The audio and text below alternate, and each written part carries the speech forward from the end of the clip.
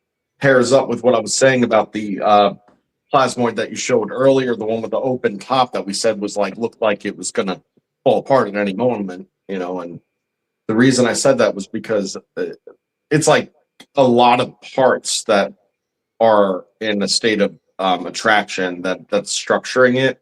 So in that case, that's kind of showing this. Like if you were to propose that there's tens of millions of microplasmoid structures, all with their own quasi polarity, and you know that is enough for them to structure, but not enough for them to have an overall cohesive field, then that becomes more relevant.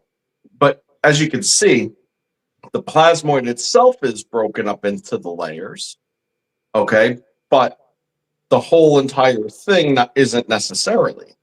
And what we see in the RAV is that it builds out in those layers itself. Why? Well, not because the parts are necessarily different, but because it's taking that and making that macroscopic.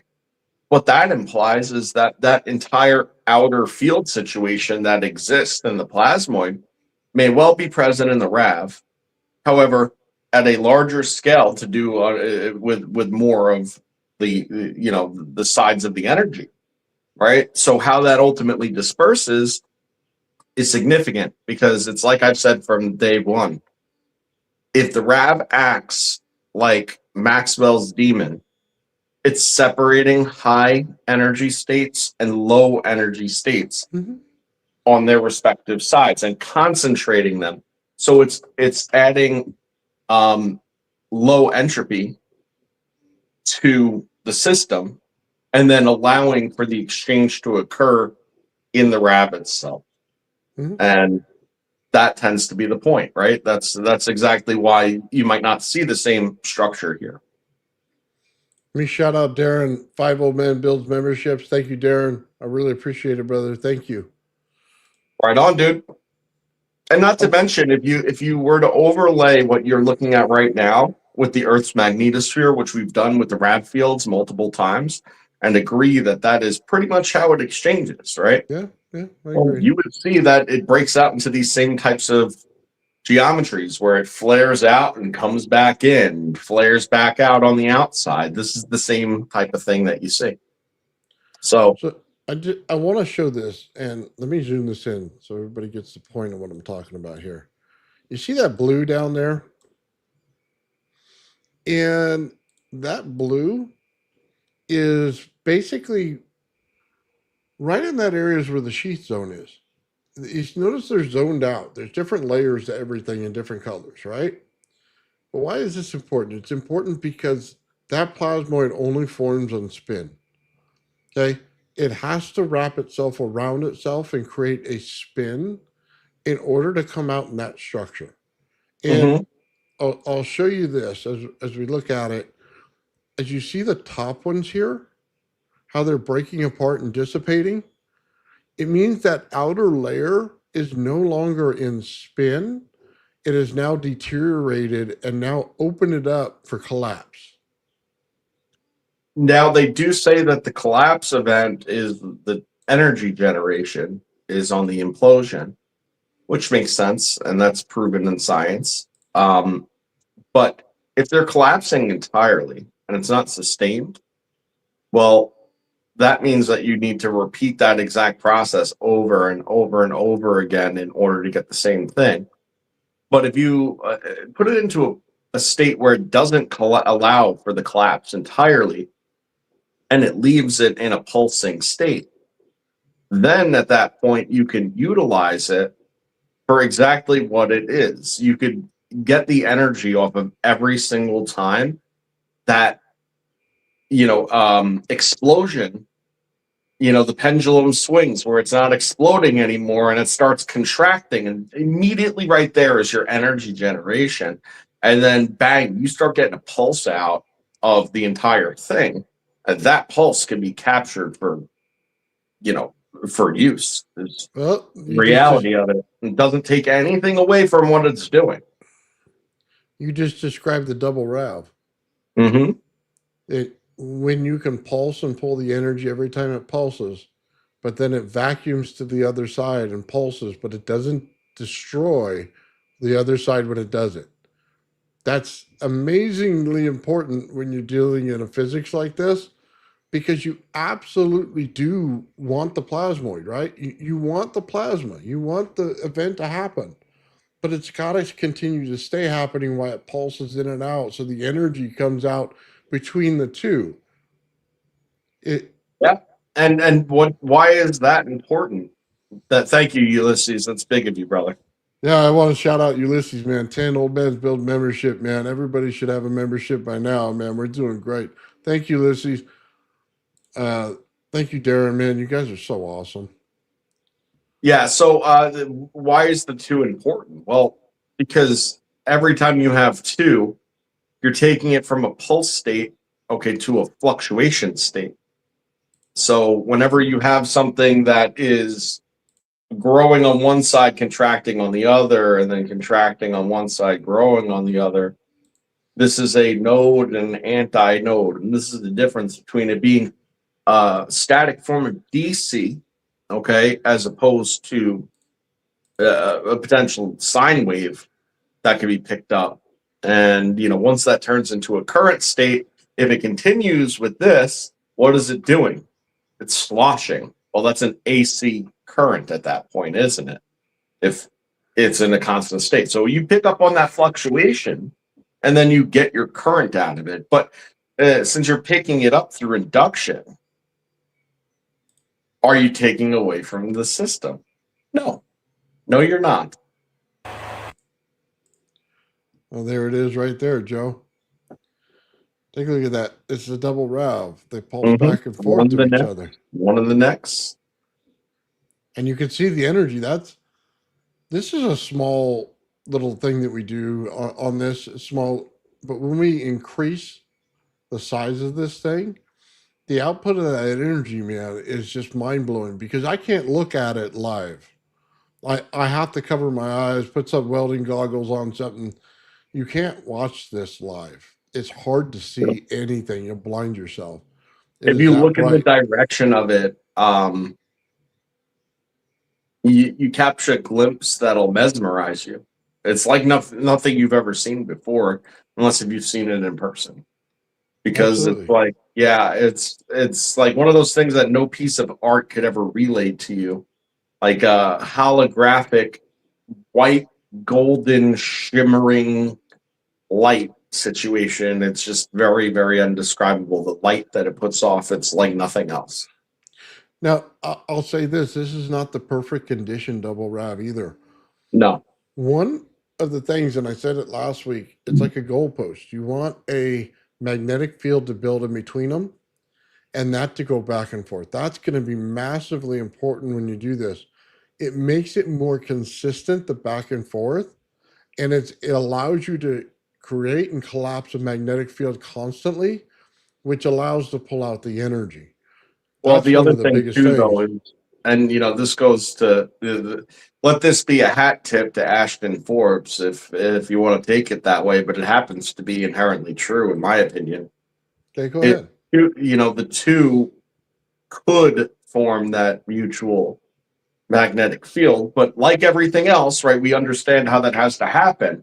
Those two parallel fields, they have to pull into each other and cross, right? And it's not until they cross that you would get the then other vectors that would be a together magnetic field.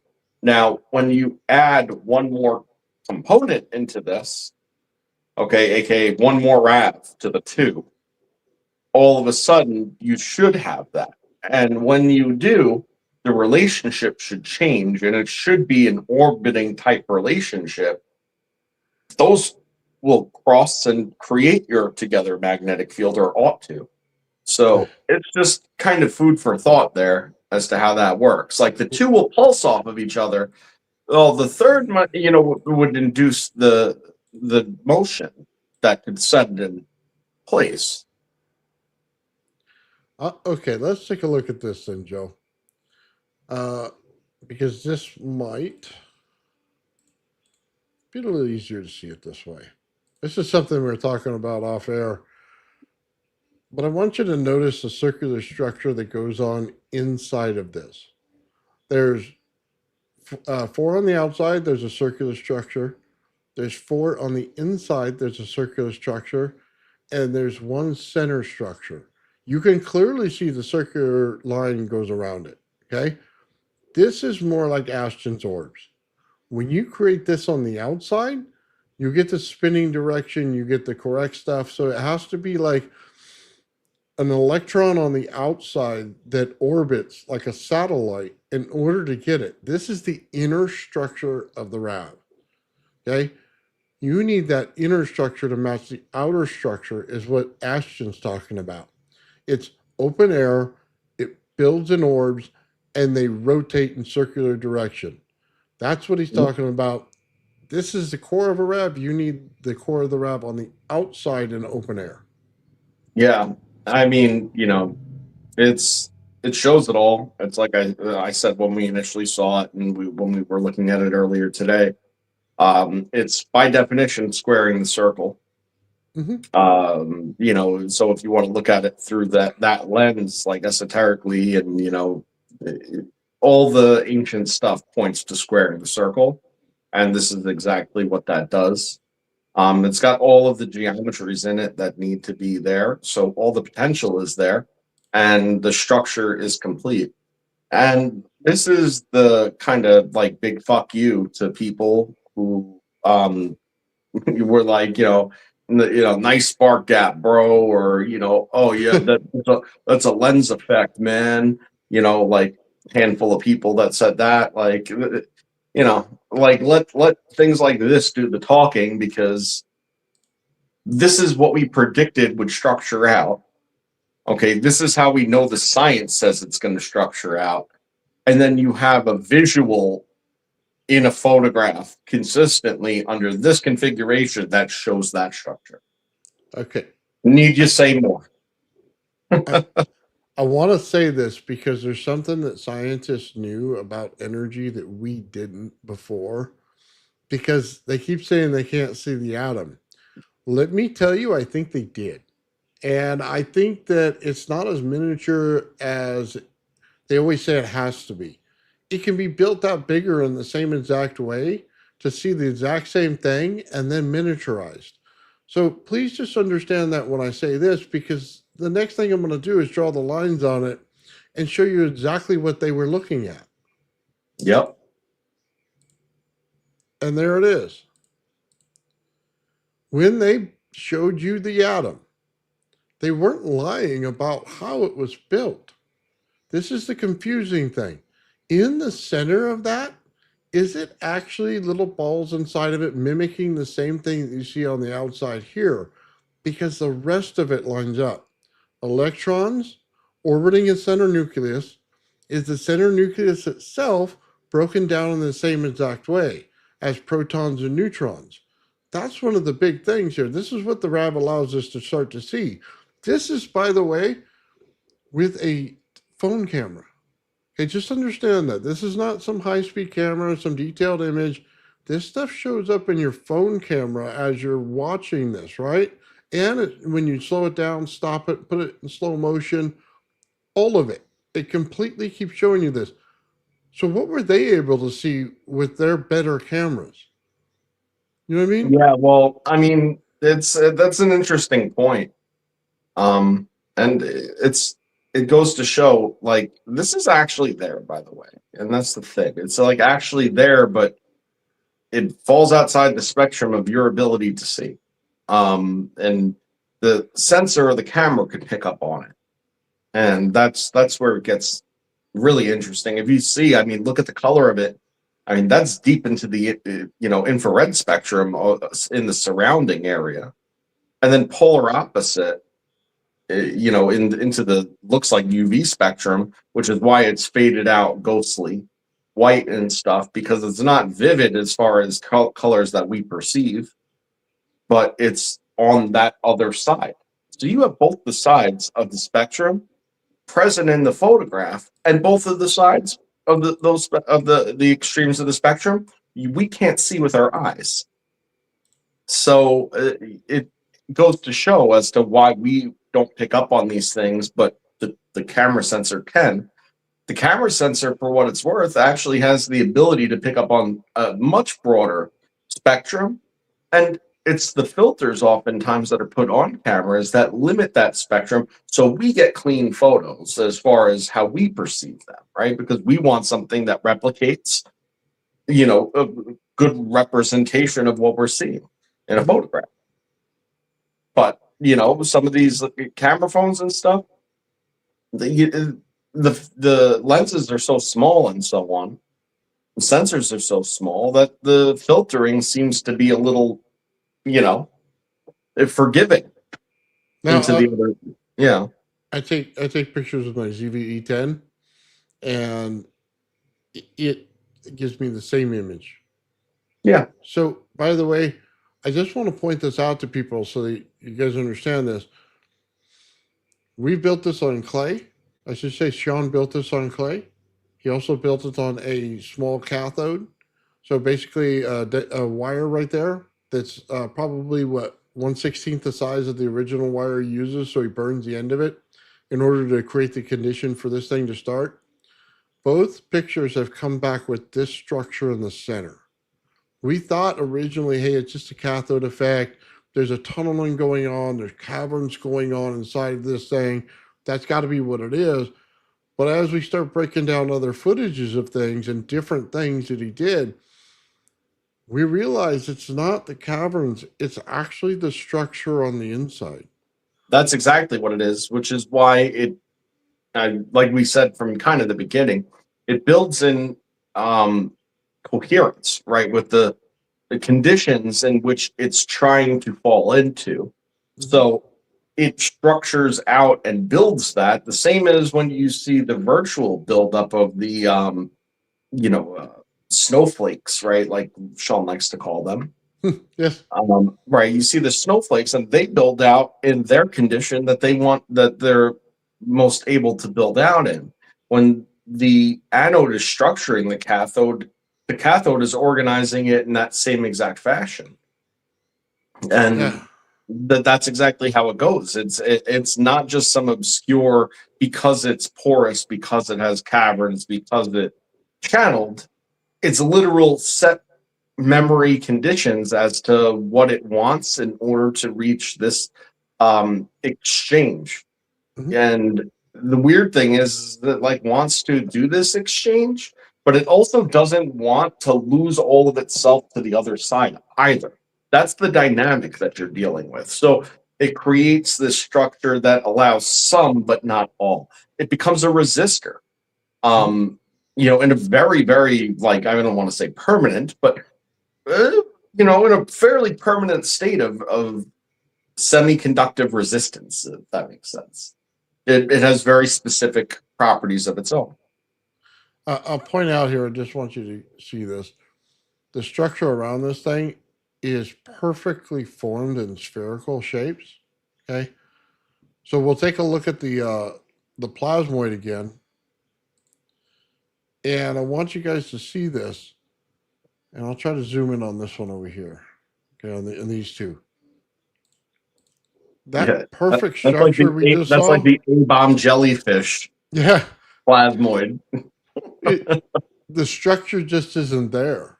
Like we see it in the vacuum chamber because the vacuum chamber sets a condition on the outside, forcing it into structure, but there's no rotational value to it, so it goes away quickly.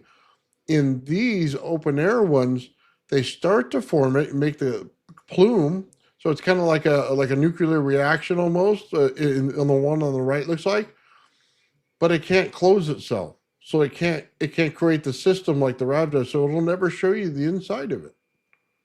Now, while you have this up, I want to go over with everybody what I said to you earlier, because even though this does not form the RAV, it is interesting to see the process that does break out in the formation of the RAV that is actually more obvious and more present here because of the lack of rotation.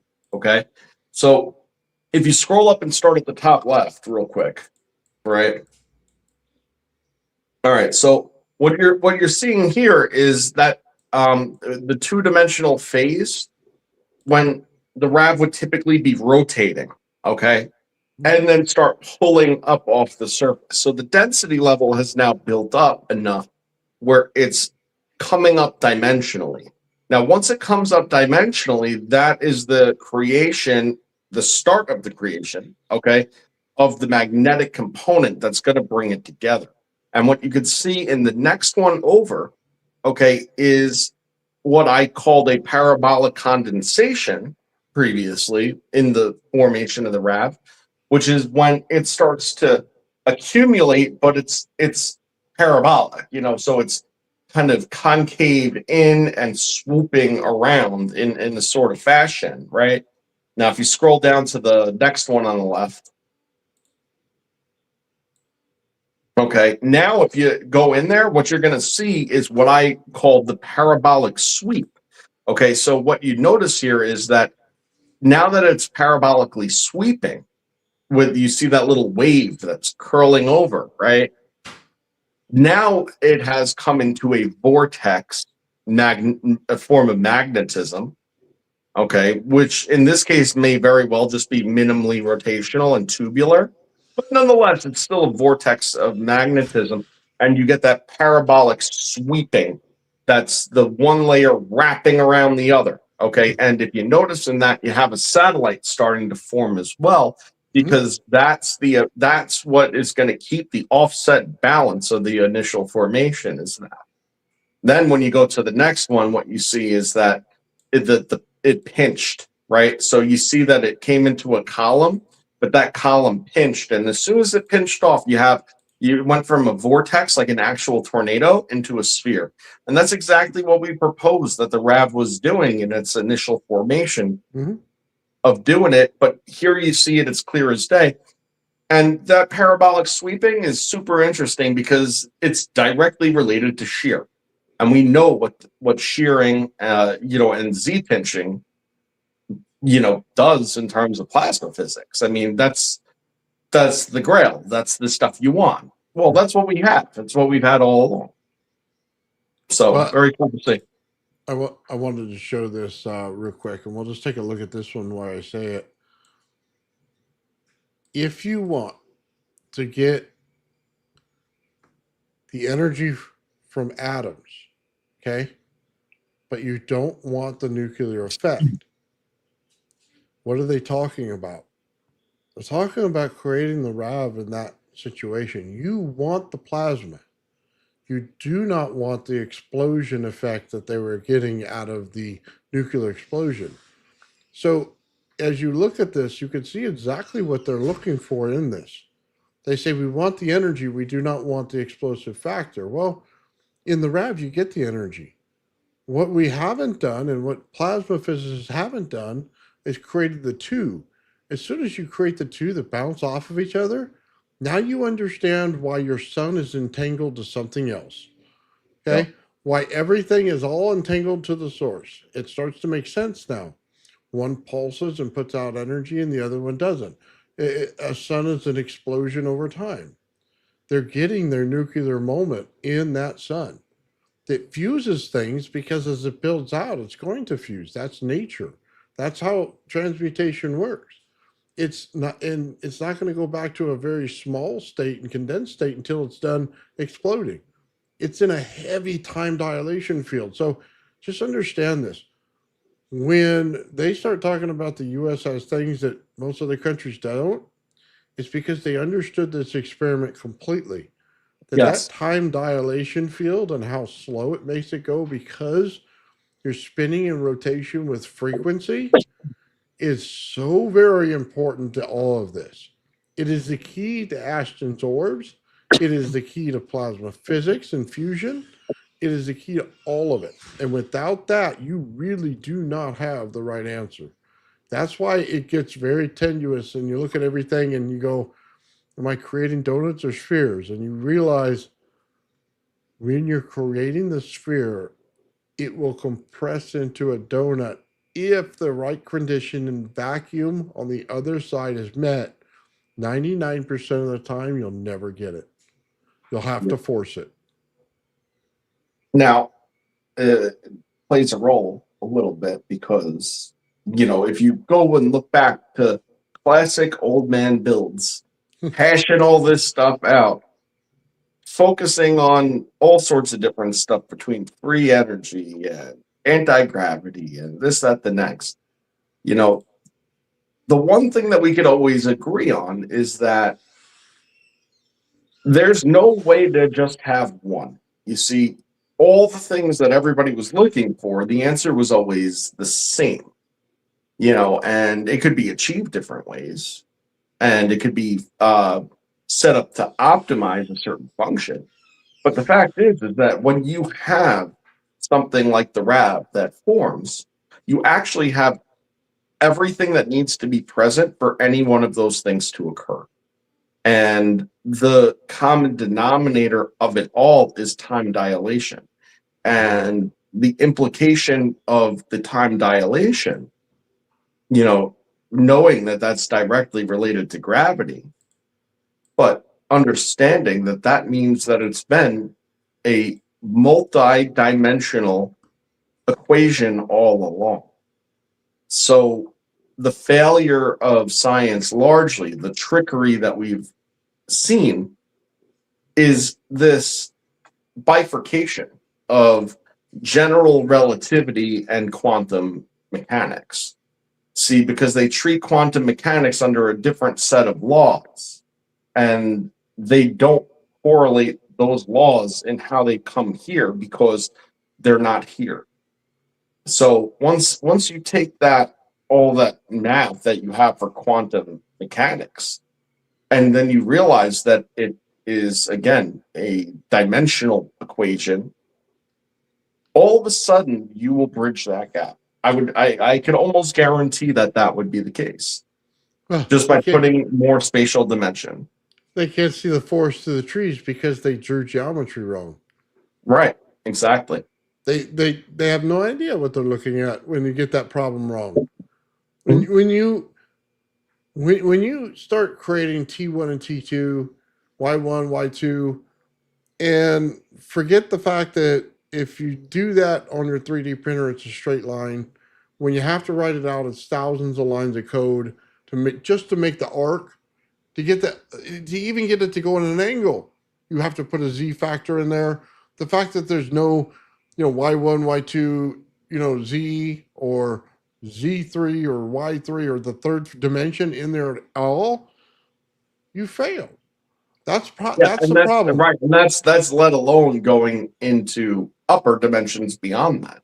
Oh yeah, it makes it you can't. Upper beyond that, then all of a sudden, if you plug and play that into the equations, I'd almost guarantee that you have your direct correlations.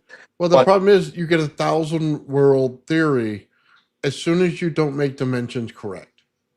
You're going to say every dimension out there, so now I got 1,000 different worlds, and you're going to misunderstand the problem. Because mechanically, you're going to put this thing together, and you're thinking, how the hell am I going to make 1,000 different worlds? No, I'm just going to correct the math and put it in geometry instead of algebra, and I'm going to do just fine. I could make this experiment work. But there's no 1,000 different worlds. It's one world, one sphere. It's as simple as that. I'm sorry, and I know that breaks people's hearts because they like to think about all these dimensions and all time, and I'm passing gas in this one and not in the other one, but I'm sorry, it doesn't work that way in real physics. I mean, I have a little bit different way of looking at it, but it's kind of a hybrid way of looking at it. And Go ahead. The funny thing is that it doesn't really compete or negate what you just said and what you believe either. See, the thing is that it's just more broken down than that, in my opinion. Right? So each individual person, for instance, has basically, imagine it as a fractal self, right? Like yourself, as you traverse through the present, are constantly encountering the future, and that future is broken up into all different fractals in all these directions, right? Now, whenever something happens, you're interacting with other fractal patterns that are coming into yours, and this actually pulls your path into that. That's the common reality. So it's like this thread where, like, by virtue of you and I knowing each other, or having this podcast or being together, there's a direct interaction of our fractal pattern, so to speak, where something I do is going to affect a small little tiny thing on your end, and it brings it this way. All these other things are just going off into a state of diffusion that didn't happen. But but the probabilities are still there. And, if you do look at it spatially, from a spatial dimension perspective, right, that is actually where all the probabilities could potentially exist. So it becomes a little counterproductive for purposes of our conversation to go into, if you were to access that other dimension, what is that like for you? What does that mean? What can you do? Becomes counterproductive. That's where it would really fall apart for you, I think. Right. But, if you take into consideration that, we all have that going on, but so does the Earth, and so does the solar system, and everything is nested and connected in that way. The closer you are to something, the more effect you could have on it. I'll say this, Joe. When they make a little thing that I can step into and see all the different me's and all those different things, I'll 100% agree with you. Until then, I can only go on what I physically see. I get it. And I think that most people, kind of feel that same way. It's easier to believe what you can see. Let's check this out. So this is another one of the experimentations to make that plasmoid. That thing's huge. Dude, it's massive. Like, that's like, I don't know, man, like way over the top on voltage. That's got to be like 600,000 volts or some crazy number or something stupid. I'm pretty sure the guy in the picture is squinting, but I'm not certain. He might be dying. With all that energy around him, he might be dying. Yeah. Dude, it looks like a ghost, doesn't it? Like the one on the left looks like a ghost. The one on the right looks more like a rad, how it built out that outer layer like a sun, and it has that brightness to it. But the one on the left looks like I'm playing Pac-Man. It's like doo-doo-doo-doo-doo. First of all, that the containment is shit on this thing. Because if you look at the background, look at the intensity of the shadows of everything against the wall directly behind it. Oh yeah.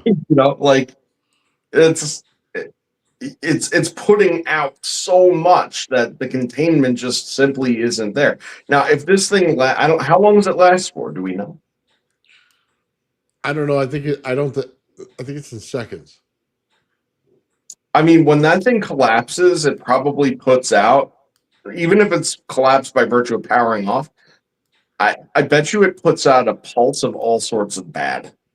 I'm just saying. Yeah. Oh, there's got to be like radiation going off on Right, there. that's what I'm saying. That thing pulsed when you turn it off. All different kinds of light. Yeah. Dude, no wonder why he's squinting, because his glasses magnify it and be zapping his eyeballs. Yeah. I mean, look at the cables going into that, and it's high voltage. Mm-hmm. Yeah. He did have the idea right, though, with the mass and the cathode. That's the point. See, you add the mass to the cathode, that gives you that offset that's a critical component. You can't just use a negative wire necessarily. It's got to have some kind of greater mass, or greater mass potential or something. It's always got to be that way in order to form. Well, right here, why the orange light? It's the breakdown of energy. You're getting more hysteresis, so you're getting the heat on the outside versus, everything else. There's more energy condensed in the center, and then it's dissipating as it comes out, so it changes color. That's why our sun is probably white, and then on the outside, it probably comes out yellow. You know what I mean? Just because of the outside temperature lowers, the amount of amps, or however you want to say that, is in there higher, and you get a color difference. Yeah, well, right. So the color is either going to be heat, like Nathan said. It's either going to be elemental, like certain, gases and elements are going to create a plasma excitation of a certain bandwidth, right? So there's that. And then there's just overall frequency in general, where it could emulate a like an elemental color, for instance, just by changing the frequency of whatever the constituent is. If you bring it outside of its native frequency band, it'll change colors. But yeah, just like they always say with light, you change the frequency, you change the color. So that's absolutely true. Yeah. But And whenever it also changes the temperature. Right. And anytime you're compressing something, you're automatically changing its frequency because, the frequency is being contorted at that point and, confined. And that's going to usually increase the frequency. Yeah. The one on the left, by the way, you can see the bottom wants to suck in like the donut. You know what I mean? You could see it comes down in a curve and likes to come back in, and you see the lines coming down from it, and it starts to curve on the other side. It so wants to form a donut and doesn't have enough pressure, you know what I mean, on the top to even get it to join. Yeah. I bet almost anything that the one on the right is just before it gave out. Oh yeah, Because it's looking like an instability right there, and it's looking like it's putting out like the equivalent of massive solar flares and stuff like that. It's actually behavior we've seen in the RAV. It just looks differently when the RAV does it because everything is in such a state of compression that when it actually leaks, it like doesn't leak fluidy like that or gaseous like that, and it leaks like actually throwing liquid, like viscous liquid out of it because it's compressed. But there's always a color difference. So your RAV is bright white, golden, sparkly, magic, light of God stuff, and then the stuff that blasts out of it oftentimes is like dark, dark, dark purple, or it's stuff like that. It's like a whole different frequency band. well, yeah, it makes all the sense in the world. I mean, when anything gives off light, it gives off frequency. So the RAV being in resonance frequency in all those zones, it's changing how it's doing, and it shows as more of a circle on the RAV, where on the one on the right it shows more of a explosion of it. RAVs don't explode like that. They explode in what looks like blinding light. Like if you're looking at a car light coming at you, and you look at the center, okay, there's going to be a beam that goes off both ways. And then you're going to look at this light, and it's going to have all the colors of the rainbow, and it's going to blind the living daylights out of you. That's what the RAV's doing. When it comes out of that controlled state, that's what it does. Oh, it sure does. Let me see what other ones I left. Oh, ball lightning. I wanted to talk about this. All I gotta say is, man, if we had a RAV that big, your mind would be blown. Like if it isn't already, but like if you had a RAV this big, like I don't know. Like first of all, it's frightening. Well, you're powering your house. I'll tell you that right now. You got a RAV that big, you're powering your house. I mean, like that, probably more than that, man. Like this, you might be powering the block. Maybe keep going. Maybe more than that, man. Like I think that if the RAV's that big, I think that's probably the same as a power station at that point, to be honest. Yeah. You know what? Now that I think about it and the contrast of it, how do I say this? The RAV looks like my little cursor you see right here compared to this thing. Maybe a little less. Yeah, I would say that's right. Yeah, you put it over here to this one and you go. Yeah, I would say that's accurate. Yeah. So. Well, then again, the sun does swell up and, grow in magnitudes of size before it fails, doesn't it? Well, yeah, but you're just not holding the energy in. Yeah. So, okay, let's take a look at this now. This is ball lightning right here. And when we're looking at this in comparison as well, I want to show you something. If you can see my cursor on the screen, I want you to notice this line right here of lightning. Oh, Okay? yeah. Now, I want you to notice something about it. This, when it contacts it, makes the turn. Okay? This is different. So we got an anode and cathode top, but it's the Earth. Okay? It's the Earth. So you have a layer of energy, what is it, 100 volts per meter as you go up, but it makes these layers. And as soon as you get the amplification during a rainstorm, and it's one of the only times that happens inside the Earth, it acts just like the cloud layer. If you ever look up in the sky and you see the clouds, it looks like there's a line. Like somewhere they stopped coming down at a certain point and stayed up at a certain area, and there's a line up there. You don't notice it right away, but when you start looking at cloud formations, you'll start to see it. You go, man, they're held back on a line.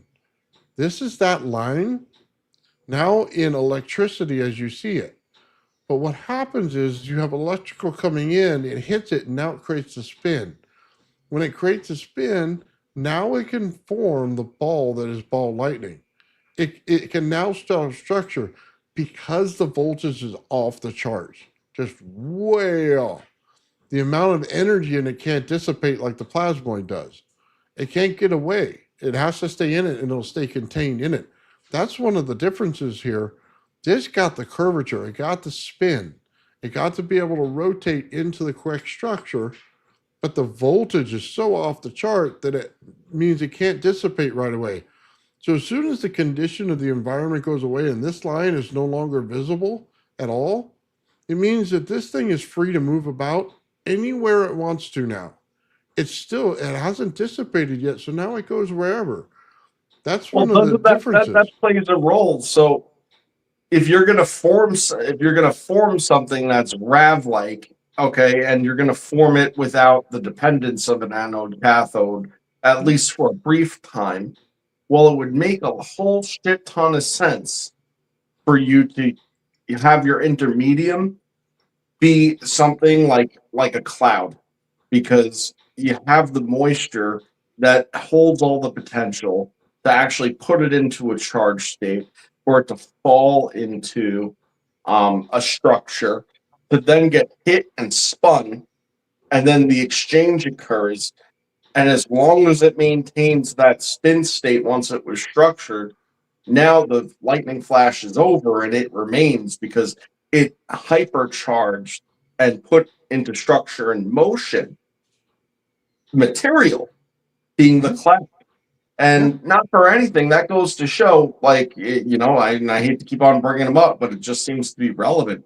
When you look at Ashton's orbs, right, there's been contemplation all over the place. Well, what do we think is what's inside of it? Like, what's the catalyst? Like, what is it that this is attached to? Well, to me, the answer is pretty obvious. And ancient alien theorists believe that it's the fucking moisture from the clouds. Okay, like, this is what I'm saying. It's pretty apparent that that's how something like that could come about. And now, if it's got a charge, now you could start to steer it just by putting a repulsive charge behind it, pointing it in the direction of whatever it is. Then you can sit there and put the an attractive charge and a repulsive charge on whatever you want. The thing's basically directed. So I mean, that's an idea. Here's the thing. The plane has to become the cathode in order for it to work. It needs not only that, it needs the vortex of it. So what they're actually doing is creating the energy source opposite the plane. They get the plane to act as a cathode and the Earth to act as the environment for the spin. So they build one, it goes off, and then it sucks in around the cathode, okay? Then the second one comes in and gets in line. The third one comes in and gets in line. Damn the right. only way that works is that has to be the cathode. Yeah, I agree, because it's sucking it in. Yes. That's the whole entire point, is it's sucking it in. And it's got to have that energy exchange, so it makes total sense. If you have something that's positively charged, and it's in a locked position. It's going to bring in a lot of negative energy, and well, if you have three of them, right, it's going to contain that negative energy within the three. Well, now what happens when the densities get high enough and they start to, exchange again? Well, as soon as it exchanges again, they become attracted to each other. As long as you have the offset differential of the density being much greater with the positive potentials, it'll just contain it. But as soon as that level starts to come up closer past that threshold of exchange, the exchange happens. Well, what happens then? Well, cavitation, an expansion event, and a contraction event. And the same thing we've been talking about. It's just a repeating process over and over again of everything at every scale. So what the crazy thing is when you do plasma orbs in open air like that, they're going to be cold plasma. They're not going to be hot plasma. So when you look at this, you got to take it as a little bit different than your, what'd you call that thing? The big donut machine? The tokamak, that piece of shit? Tokamak, yeah. That's hot plasma. When you're dealing in open air like this, it's going to be cold plasma, which it means it's just on the opposite end of the spectrum. So when you see that, it goes back into that hole when Ashton says that, right? And it sucks a plane in, it looks like, right? There's only one way to do that, and there's only one reason for it, okay? Is if you're creating the rotation, you're creating the time dilation in it, and you're looking for something to disappear in that time period. Now, does it do it? Does it not do it? We all don't know. Like Joe said, it could be that it went to a different, one of your 1,000 world theories, that it could go into the different world with a different event, right? And it could have just went right into that zone. That's entirely possible, or it could have time traveled back or forth into the future. They've had many times where they talk about, oh man, this thing come out of nowhere. Oh man, this ship went into a zone over there in the Bermuda Triangle, and they can never find it again, right? Not even when they search the seafloor. So there's certain instances where that kind of stuff does happen on the Earth because you're dealing with so much energy at once. It's not like a little event. It's a monster event. So right. It didn't blow up, I tell you that. No. I don't think so. We would have seen that. That's what happens when you take the explosive value out of a nuclear test. You start to get time dilation fields that are massive, and that's what's going on there. So I need to say this for those who don't understand the concept of it. You have to rotate energy in different directions. It can't all be the same direction. It doesn't hold the value. As soon as you create one and the next one out, if they're the same direction and spin, forget about it. It'll just bleed into the next one, right? To get the frequencies, you have to change rotation. That's why the atom isn't built out like this all the time. It's built out like this, then like this, then like this, because it's all containing it in its own zoning. Therefore, you must have a different rotation on each one of them. It can't just be one. You get the breakdown of rotation, and then you'll start getting this. It'll be faster here, slower here, and then faster here again. Why? Because that's the breakdown of rotation. That's the outer field breaking it down. It can no longer turn in different directions. That's why when you get the weather of the Earth, one's faster, one's slower, more heat. Next one's faster again, more cold. Faster it is, the colder it is, the less spin it has, the more heat it creates. But that's what you find in our environment all the time. Well, like sometimes I can't help but feel like, people in the know, and there's lots of them, and they're not always the people that you would expect. They're not the people like Nathan and I, where we have a podcast and we're like, oh, well, we're going to talk about this, the whys and the physics, and who else is doing it, what's different, showing it. Sometimes, I feel like they're just thumbing their nose at us because the truth is so wild that you could actually say it, and it's hugely entertaining. And you're not exposing anything because it just sounds so out there. I mean, there was that whole TV show that I loved at the time and stuff. And it was before I ever started thinking about any of this stuff. It was like Manifest, right? Well, the whole entire premise of that was The airplane took off. The airplane went into a storm with ball lightning, or black lightning, they called it. The damn thing disappeared for 5 years, and then out of nowhere came out and nobody knew they were even gone, and landed.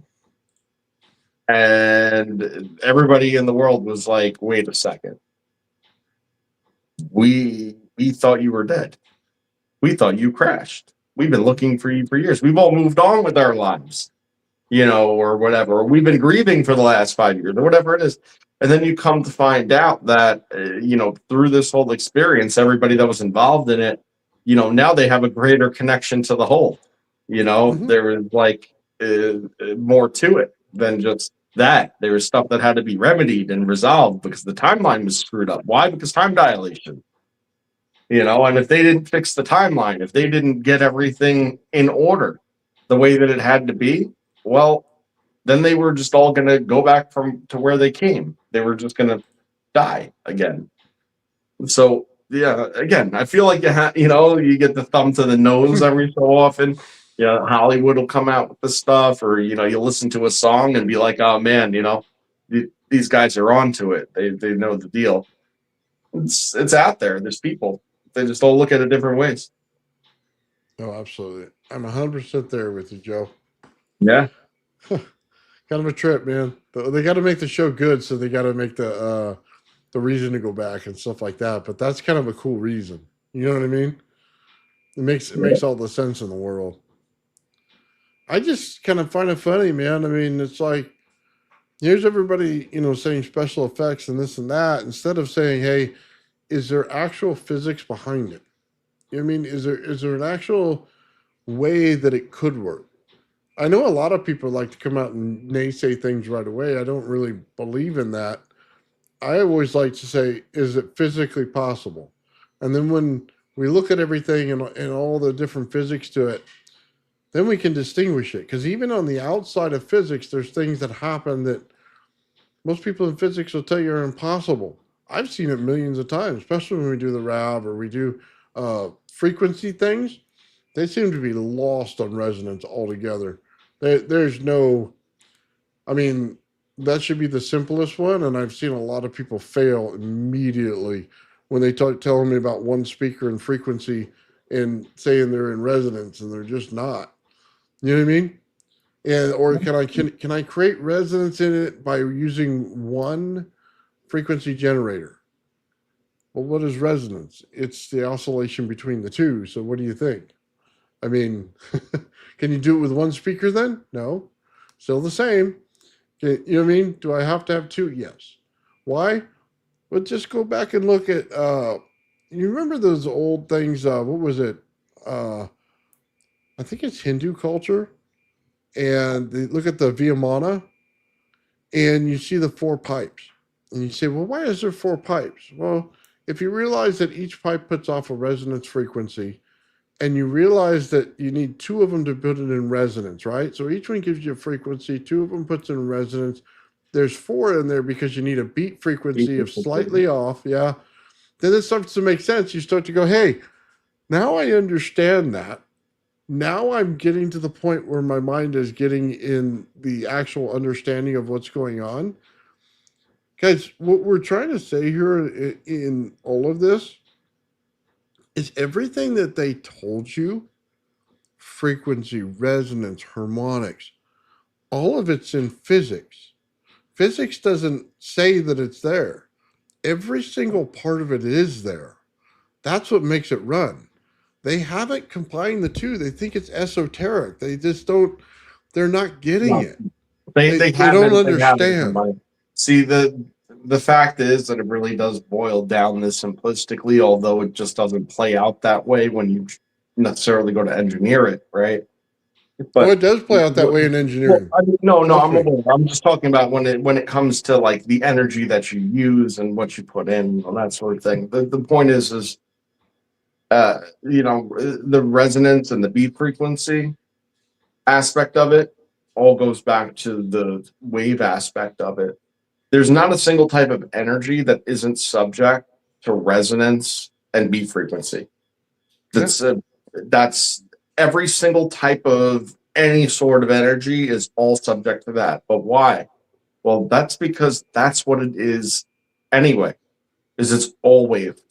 That's all it is. When you break it down to the finest point, it doesn't matter how you define it. That is what it is, and that's why it reacts, no matter what it is, with it. Is that's what it's constituent of in the first place.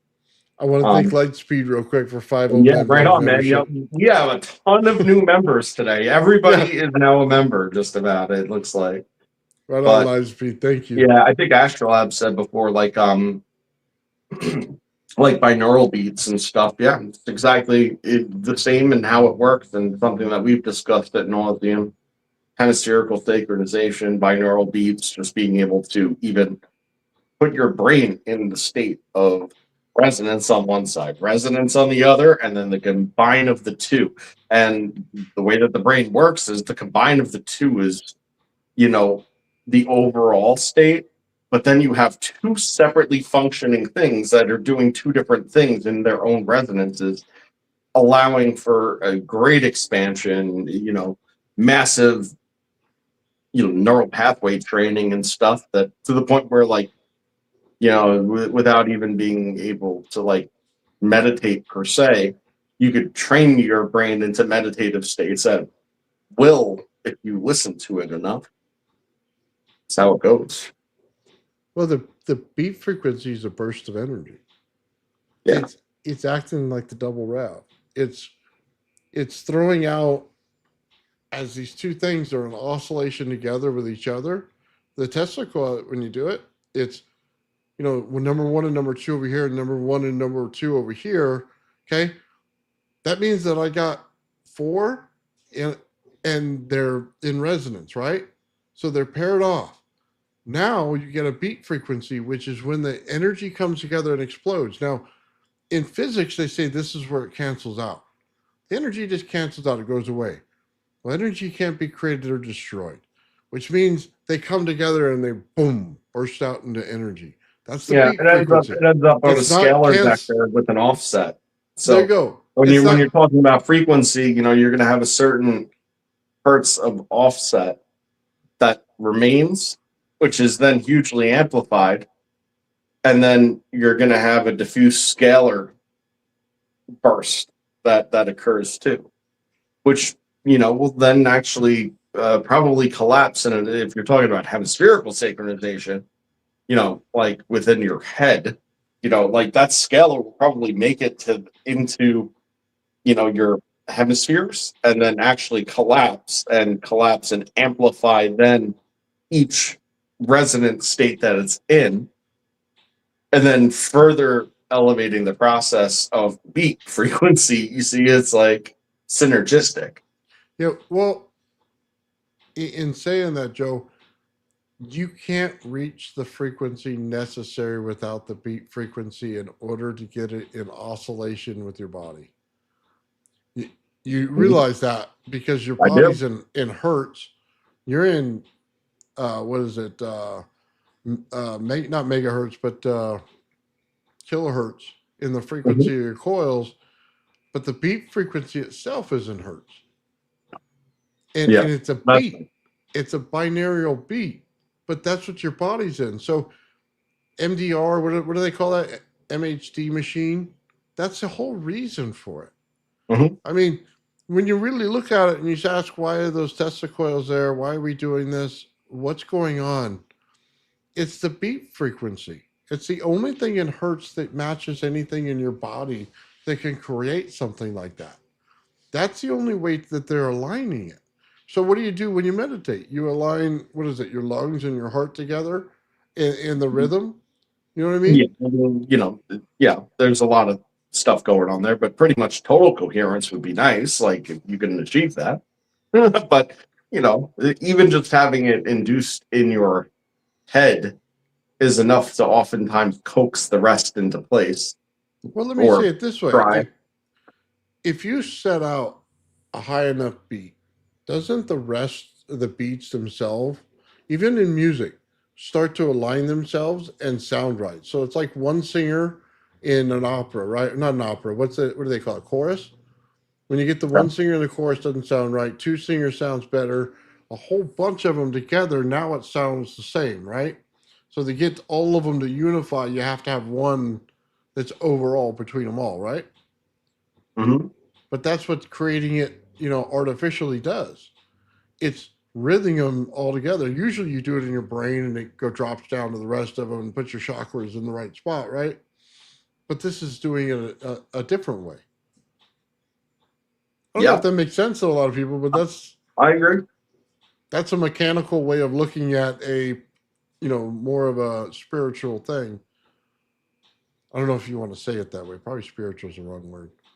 Yeah, but I mean, the fact is that all the stuff that we're talking about with the ball lightning and the RAV and all this stuff, it all works off of the same principles at the Oh, end of it the does. day. It's all layered frequencies coming together, the sum of them both, the remainder, how that all pans out. That's why you see the structuring, because all the nodes that you see superimposed that you showed before, which have all the geometries in it. Um, that's all that is, the standing wave pattern. The standing Mhm. wave pattern is the byproduct of that occurring and reoccurring, occurring and reoccurring. It's like cymatics works, right? It's the same as cymatics, because it's putting a frequency out.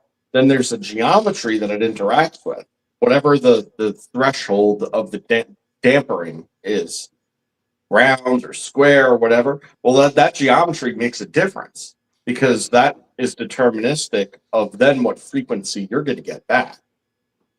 The ratio is significant, because if it's a bigger area versus a smaller area, well, that changes the frequency relationship. So that's why all those dynamics come into play when forming these standing wave patterns. They would have to be, see, you could take something and proportionally make it out and then get the same pattern, right? But if you just changed it disproportionately, you would not get the same pattern. And that has to do, again, with it falling into resonance. See, it's going to fall into resonance no matter what. No matter whether or not you get what you were expecting out of it is consequence to what I just said. So if you want it repeated, it has to follow Well, the same pattern, the same ratios, the same relationship. so check this out, Joe. I'll say this because it needs to be said. This is why the fifths and all that are important, and why the RAV builds out, and why all other machines that are circular build out this way.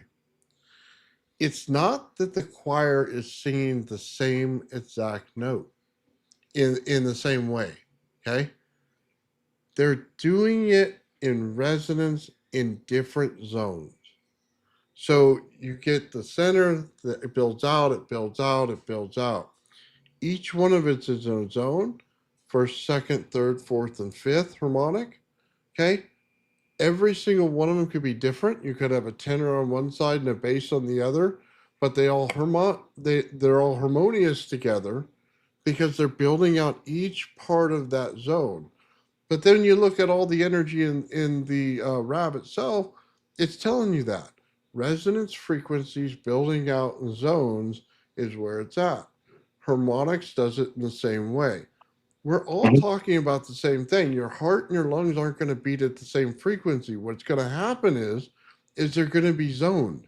So every time you look at it, one spherical structure, the next spherical structure, the next one, each one goes in its own zone, how it builds out. That means the chakras, when they're aligned, it doesn't mean that they're in a straight line. It means that they built out the zone properly. The first, the second, the third, the fourth, the fifth. They're putting them in the structure they're supposed to be in nature, because everything in nature has that rotational ability in frequency, is what they're saying. Therefore, you're aligning them means that you're putting them in the correct spot in that zone that they build out in. It's a completely different concept than a straight line. You see, everything in nature is rotational. Everything in nature is building out in zones. Everything building out in harmonics. You can see it play out all day long in plasma. You can see it all day long playing out in how you do all your music. You can see it as soon as they start singing. Okay, it all makes sense when you put it into that way, because now you're thinking of it like, man, if that builds out that and this builds out that way, that means that everything that I do, if I can just create those zonings, I'm going to get a higher amount of energy out of it. Why? Because that's what always happens. It's the way nature does it. It's how it's structured and how it likes to build things. It's the key to understanding it. If you start thinking about it in the a linear, it's got a flat thing, or it you know what I mean? It's only got 2 dimensions, or it doesn't have all the dimensions to it. You're totally blown in the wrong direction, and you can't see the coherence of it. You have to start seeing it the way nature builds it out. It builds spheres. It builds one from the other to the other, all different frequencies in there. And when they do, it's just like the choir. It's absolutely harmonious. Yeah, no, that's definitely the way that it goes. Listen, because we were talking about it, I'll relate it, but the choir works just like you were saying before, when you're breathing and your heart, they have to be in coherence, right? And if you're to hold your breath, right, your heart just puts out a pure sine wave. But if you ever notice, like when you see what a heartbeat pulse looks like, it's staggered and broken, and there's a pause of, in between. Well, we know that the heart's pumping, and it makes sense, right? So it expands, it contracts, and it expands, and it contracts, and there's your sine wave. It's an expansion and contraction. But it's So got why? four valves. Right. So, but how come you don't get the perfect sine wave then? Well, because under normal circumstances, you're breathing, it creates back pressure. Okay, It's that it creates back pressure on the wave, and that's exactly what you end up seeing is the rhythm of the breath in and its relationship to the sine wave beat of the heart. But now, the closer you could actually get, right, to having your breath follow that same rhythm, you could lead it to having amplification events in the sine wave form much more closely, and a less staggered beat pattern of your heart. Closer you get to that sine wave, they say that the more coherent you are in that regard. It's a huge magnetic field amplification that would have to occur then, because the heart has the greatest magnetism of any part of the entire body. So whenever you're talking about having a coherence event through your breath in your heart, you're going to deal with a much greater field that would extend out. But Yeah, just so you know, the heart has 4 valves. it does. It's 2 resonance frequencies into a beat frequency that you get out when you see it. You're finding the beat. You haven't Mhm. found the resonance of it. You found the beat of it. That's the point. It's just like a Viamana. Okay, you're getting frequencies in there. You're getting resonance in there, and then you're getting a beat frequency that builds out in between them. There is a beat between the chambers, but like the thing about the heartbeat is that it's bum bum bum bum bum boom, and it's a 2-stage process, but it's 2 things happening: contraction and and the some of those apparently is again a sine wave. That's my understanding of it. Uh huh. The Well, the some. beat frequency shows up as a sine wave. Mhm. Oh, is that B? Sorry. I think it I wasn't think me. my desk just rumbled or something. Something happened. Huh. Anyway, yeah, you're absolutely right. It does show up as a sine wave, and it does show it that way. But then again, the Earth does it the same way. The Earth is in a perfect sphere.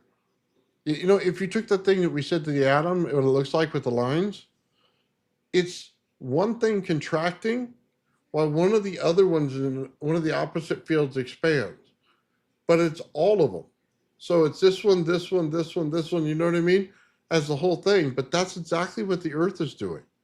it makes perfect sense of why it's doing it, because they're one across from each other. So one is actually the, like we showed that one plasma thing, the plasmoid. The other one is a dark one, and they have to work with on each other, and they're trading energy. It's an energy exchange between them. So when you look at that in the earth and you think about it, it's boom, boom, boom, boom, boom, boom, boom, boom. And then you get this wobbly looking thing that looks like on the outside like a golf ball. And you go, well, how does that exist?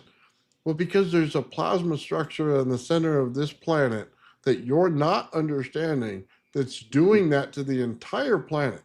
But it's no different than what's happening in the via mana or your heart. It's all the same thing. It's why we don't have chaos. We have perfect structure. It appears as chaos because you don't understand the environmental conditions. It changes everything. The environment continuously is messing up your whole thing on this, all of it. The energy's the same. It's the environmental condition that keeps changing on you. And because of that, you don't recognize it at all. Hey, by the way, Joe, how do you make gold magnetic? How do you make gold magnetic? I never thought about it, so I'm going to take a second with it. I mean, I would say that it's probably like I feel like there would have to be a phase change, first of all. Okay, I'm there with you. So I think a phase change that would open up its molecular and lattice structure, because gold is a crystal. Then you would have to be able to structure it back so that it would maintain some polarity, which means that you would need to have, it's highly conductive. So you would have to induce a magnetic field around it, which means that you would need an alternating restructurization of it. So if you just took its regular lattice structure and then it built up and then it shifted, and then you built up and it shifted again, shifted. In that case, I think that it would have magnetism. That's how it would become magnetic. But the other way is maybe to charge it while it's in a liquid state. So, there's a high energy potential stuck in the lattice. I think that's possible too, because that's how iron becomes magnetic. Okay. So maybe more than one way to skin that cat, but those are my guesses. I think that it is already inherently somewhat magnetic, even though you don't perceive it that way. Everything is magnetic to a certain degree. This is I'll give you the short version and then the longer version. The short version is you got to add gold into the magnetic core. Okay? In order for it to pick up the signature of the gold at all, it has to match what gold is. Therefore, as soon as you put gold into it, you can make it magnetic just by doing that. So I get what you're saying. So the iron is what's in the core here. So the iron is therefore will not talk to the gold. The resonance. So when you say phase change, think of iron as this is on your oscilloscope, going straight down the line. This is your iron, right? This is what they said all oscilloscopes do, right? Where's your gold? It's over here. So your phase change isn't the hump and then the hump going next to it. That's not a phase change. Your phase change is this. Mm-hmm. Now, when I look at this on my oscilloscope, this one appears shorter now on there. When I turn it this direction, like it doesn't have as much length on it. Why? Because to the oscilloscope, it shows us less energy, but it isn't when you turn it. Okay? But when you turn it back, it looks like less energy. This is a phase change. Okay? So when you get into that, everything, if I put silver here, if I put, aluminum here, they're all phase changes going into the same one. They all build out like this and come back in. It's the same thing when you look at the afterburner, how it goes and goes whoop, like that. You know what I mean? Mhm. Stuff like that. It's doing the same thing. So when you say a phase change, then isn't the hump over the hump over the hump? It's that they're built out differently. That's the long version. So what that means is, I say that because most people don't understand this. The Earth itself, the energy passes through all of these things. It passes through silver, it passes through gold, it passes through aluminum. You know what I mean? That's why nobody can just throw a magnet out in the air and the magnetism's there, because the magnetism is built in every different kind of metal there is. And even the ground itself, the dirt, has magnetism properties in it. So Absolutely. how do you get it to recognize one to the other? You have to put it inside the core of it in order for the energy to go through it to find it. But now look at it. In every one of these experiments that we do, in every one that I'm ever going to build in here, okay, just understand this.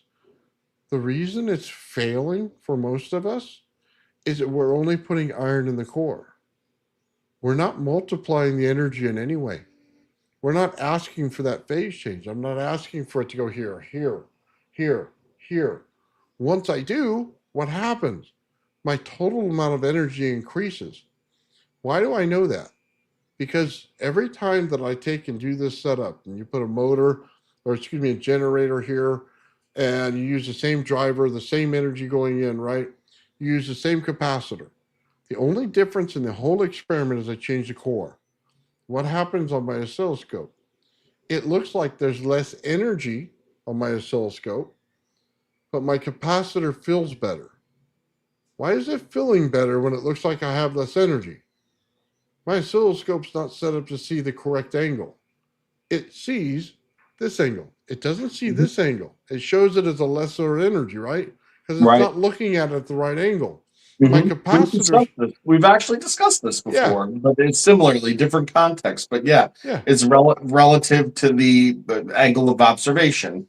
That's all it is. And so it's a But perspective issue. the capacitor's not lying to you, though. It's telling Right. you the truth. It's your truth serum in the whole thing. It's, hey, this may be aluminum and it looks weak, but to your capacitor, it's strong. See, it's the phase. You're in different phases as it goes through. This is why people don't understand anti-gravity as well. Because in order to do anti-gravity, you must pull in all those phases.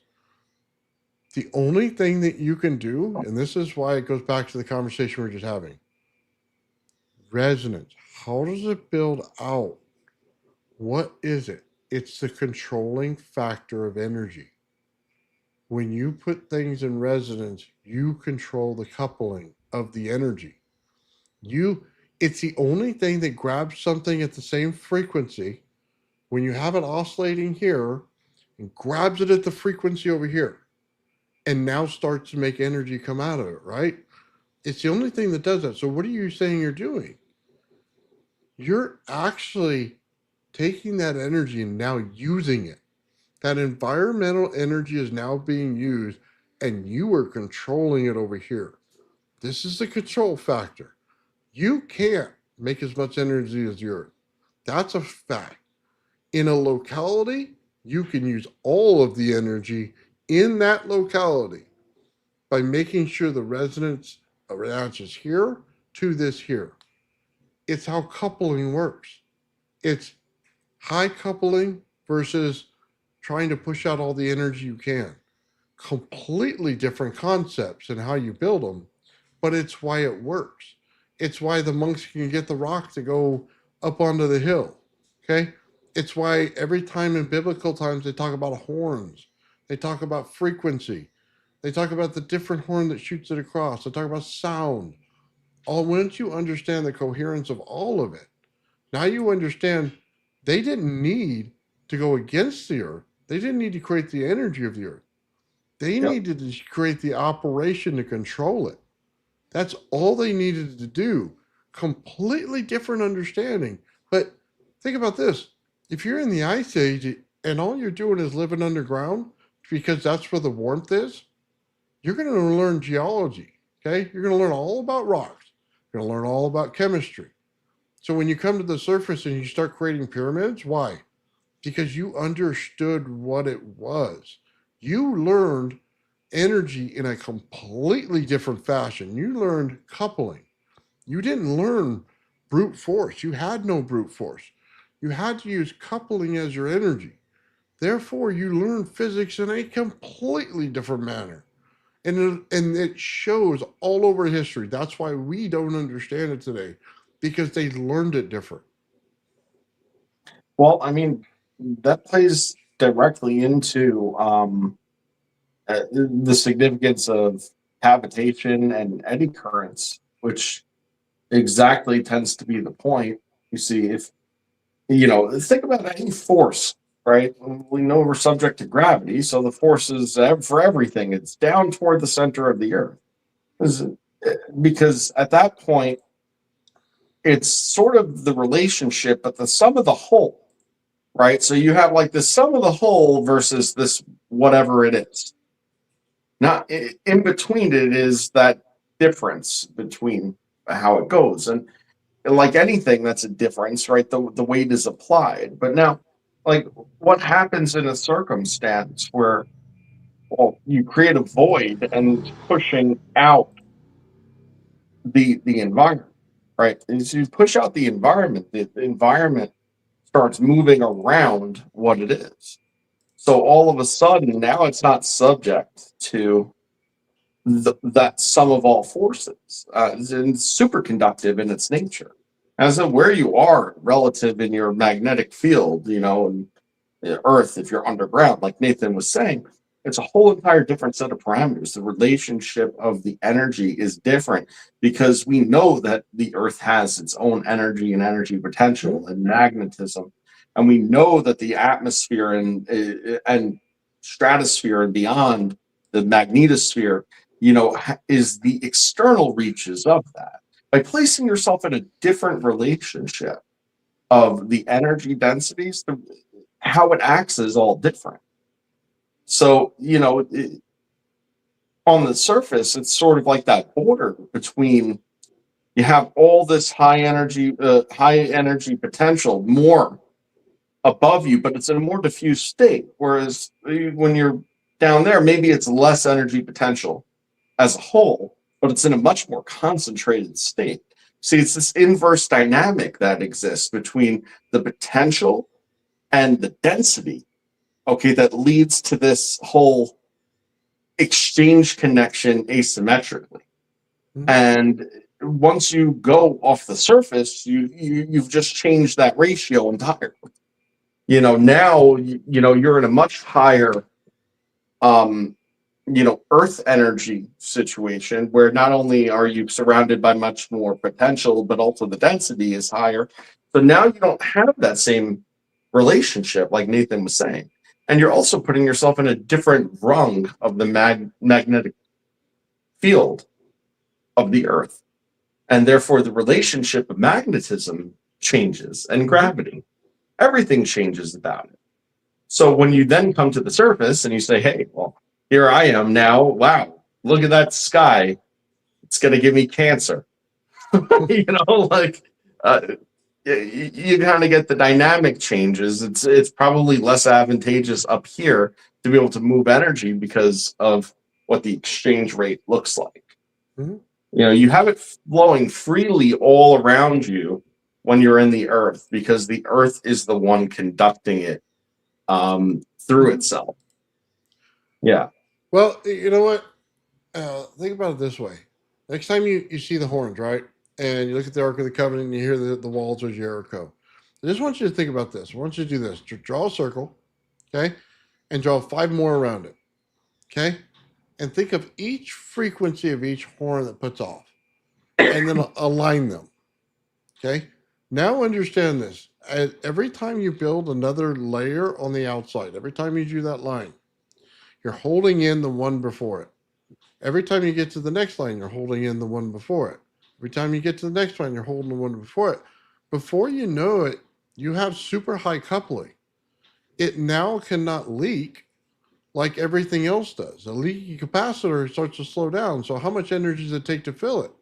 You say, well, in a normal capacitor, Nathan, it may blow out everywhere, right? It's open air. So it must blow out and you have no containment whatsoever. Okay. Well, what is the frequency doing? It's containing all that energy. So now I have very low leakage. Now it's like a computer capacitor. Okay. I have extremely low leakage coming out. The only leakage I have is heat. Oh, that's entropy. Okay. That's not a problem here. So every time you build it out, you're getting capacitance on top of capacitance on top of capacitance on top of capacitance. You get to a point where you start to understand it the right way. High coupling is about containing the energy with very low leakage in it, but it's also about pulling the environmental energy of it in together. Because why? Because you're controlling the zones based on your resonance. Therefore, the zoning itself makes sense. So blow the horn, blow another horn at another frequency, another horn at another frequency. Before you know it, you have coupled fields that are going on.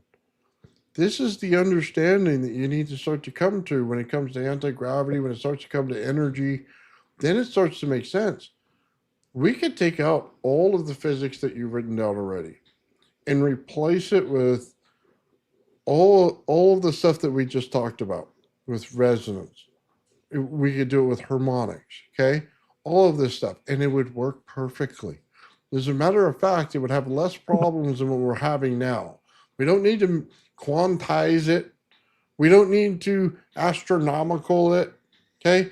We don't need to have apples falling on our head. What we need to understand is from a mechanical point of view, how does it build? How is the energy form? Where does it flow?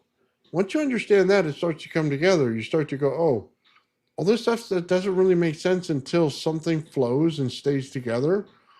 Energy flow. How does energy work? Why is it working? Those are the questions you must ask. Okay. That not all this other stuff. All the other stuff just distracts you. It's what is really going on. Okay. What does it look like? And then you build from there. It's a completely different concept in the way of looking at everything because we get so used to these giant words, okay? That, oh my God, that we're in a black hole or we're this, you know what I mean? We're in a white hole. No. What is the energy telling you? Where did it tell you it went? What did it do when it got there? Those are the things you need to look at, okay? When you start to see the world that way, things start to make sense. You go, photon and particle and wave, are they that way? Look at the Rab told you. You built out energy, boom. It didn't go as a wave, it went as a 360 sphere of energy. It hit its sheath zone, hit its sheath zone, ran into your particle out here, which is another planet or whatever, and then that expanded, okay, in its own because it picked up the higher state of energy from it. Then you have your light, right? You go, oh my God, that's all I needed to know. That's exactly how light works because light's a reflection. It's a refraction.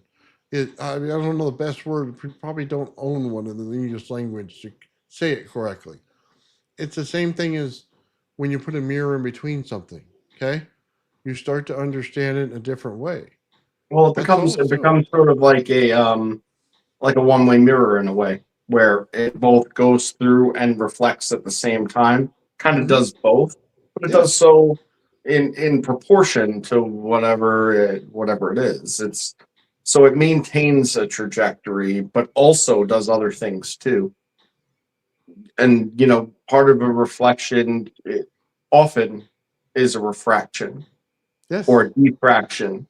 See, like there's all of whenever you have a reflection, it's often a combination of refraction and diffraction that you perceive as the reflection.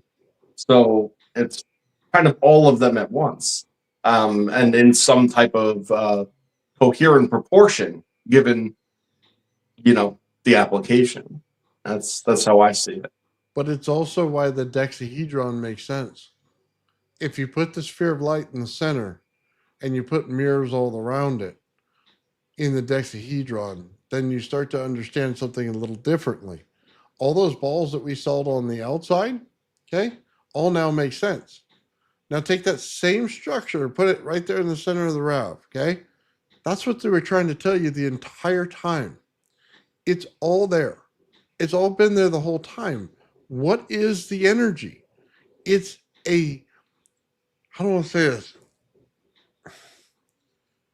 It's energy bouncing around everywhere, inside there, in mirrors, onto itself, and it's creating these points. And every time it hits that corner, it creates that point. That's why that dexahedron made sense. That's why they put it in history. That's why they keep making them. That's why you keep finding them all over the place. It's because of that. It's a prism. Light in energy in a prism. That's what that's building out in all these things. That's why they're trying to tell you all the whole time. We're all built of light. Why? Because light's in a prism and it creates energy, which creates plasma, which creates a structure for all humanity.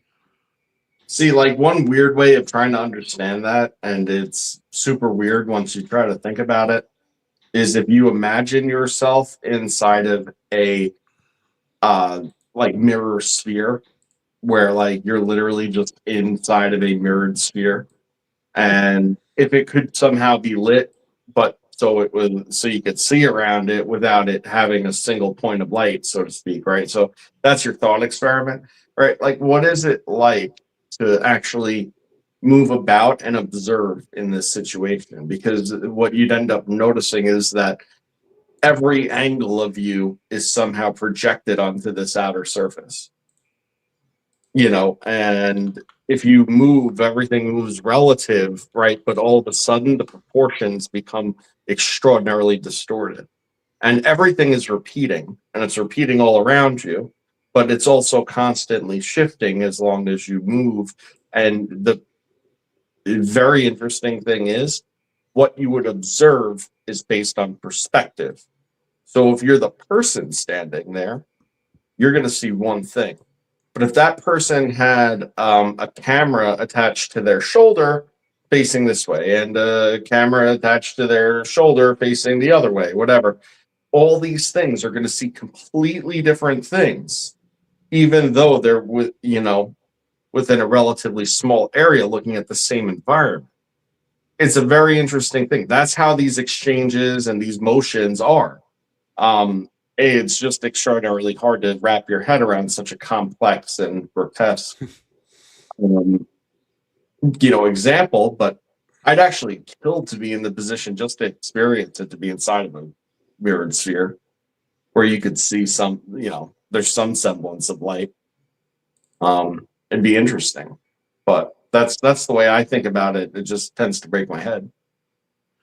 I don't think I said the name right. It's dodecahedron. Dodecahedron, yeah. Yeah, I got the name wrong. Sorry.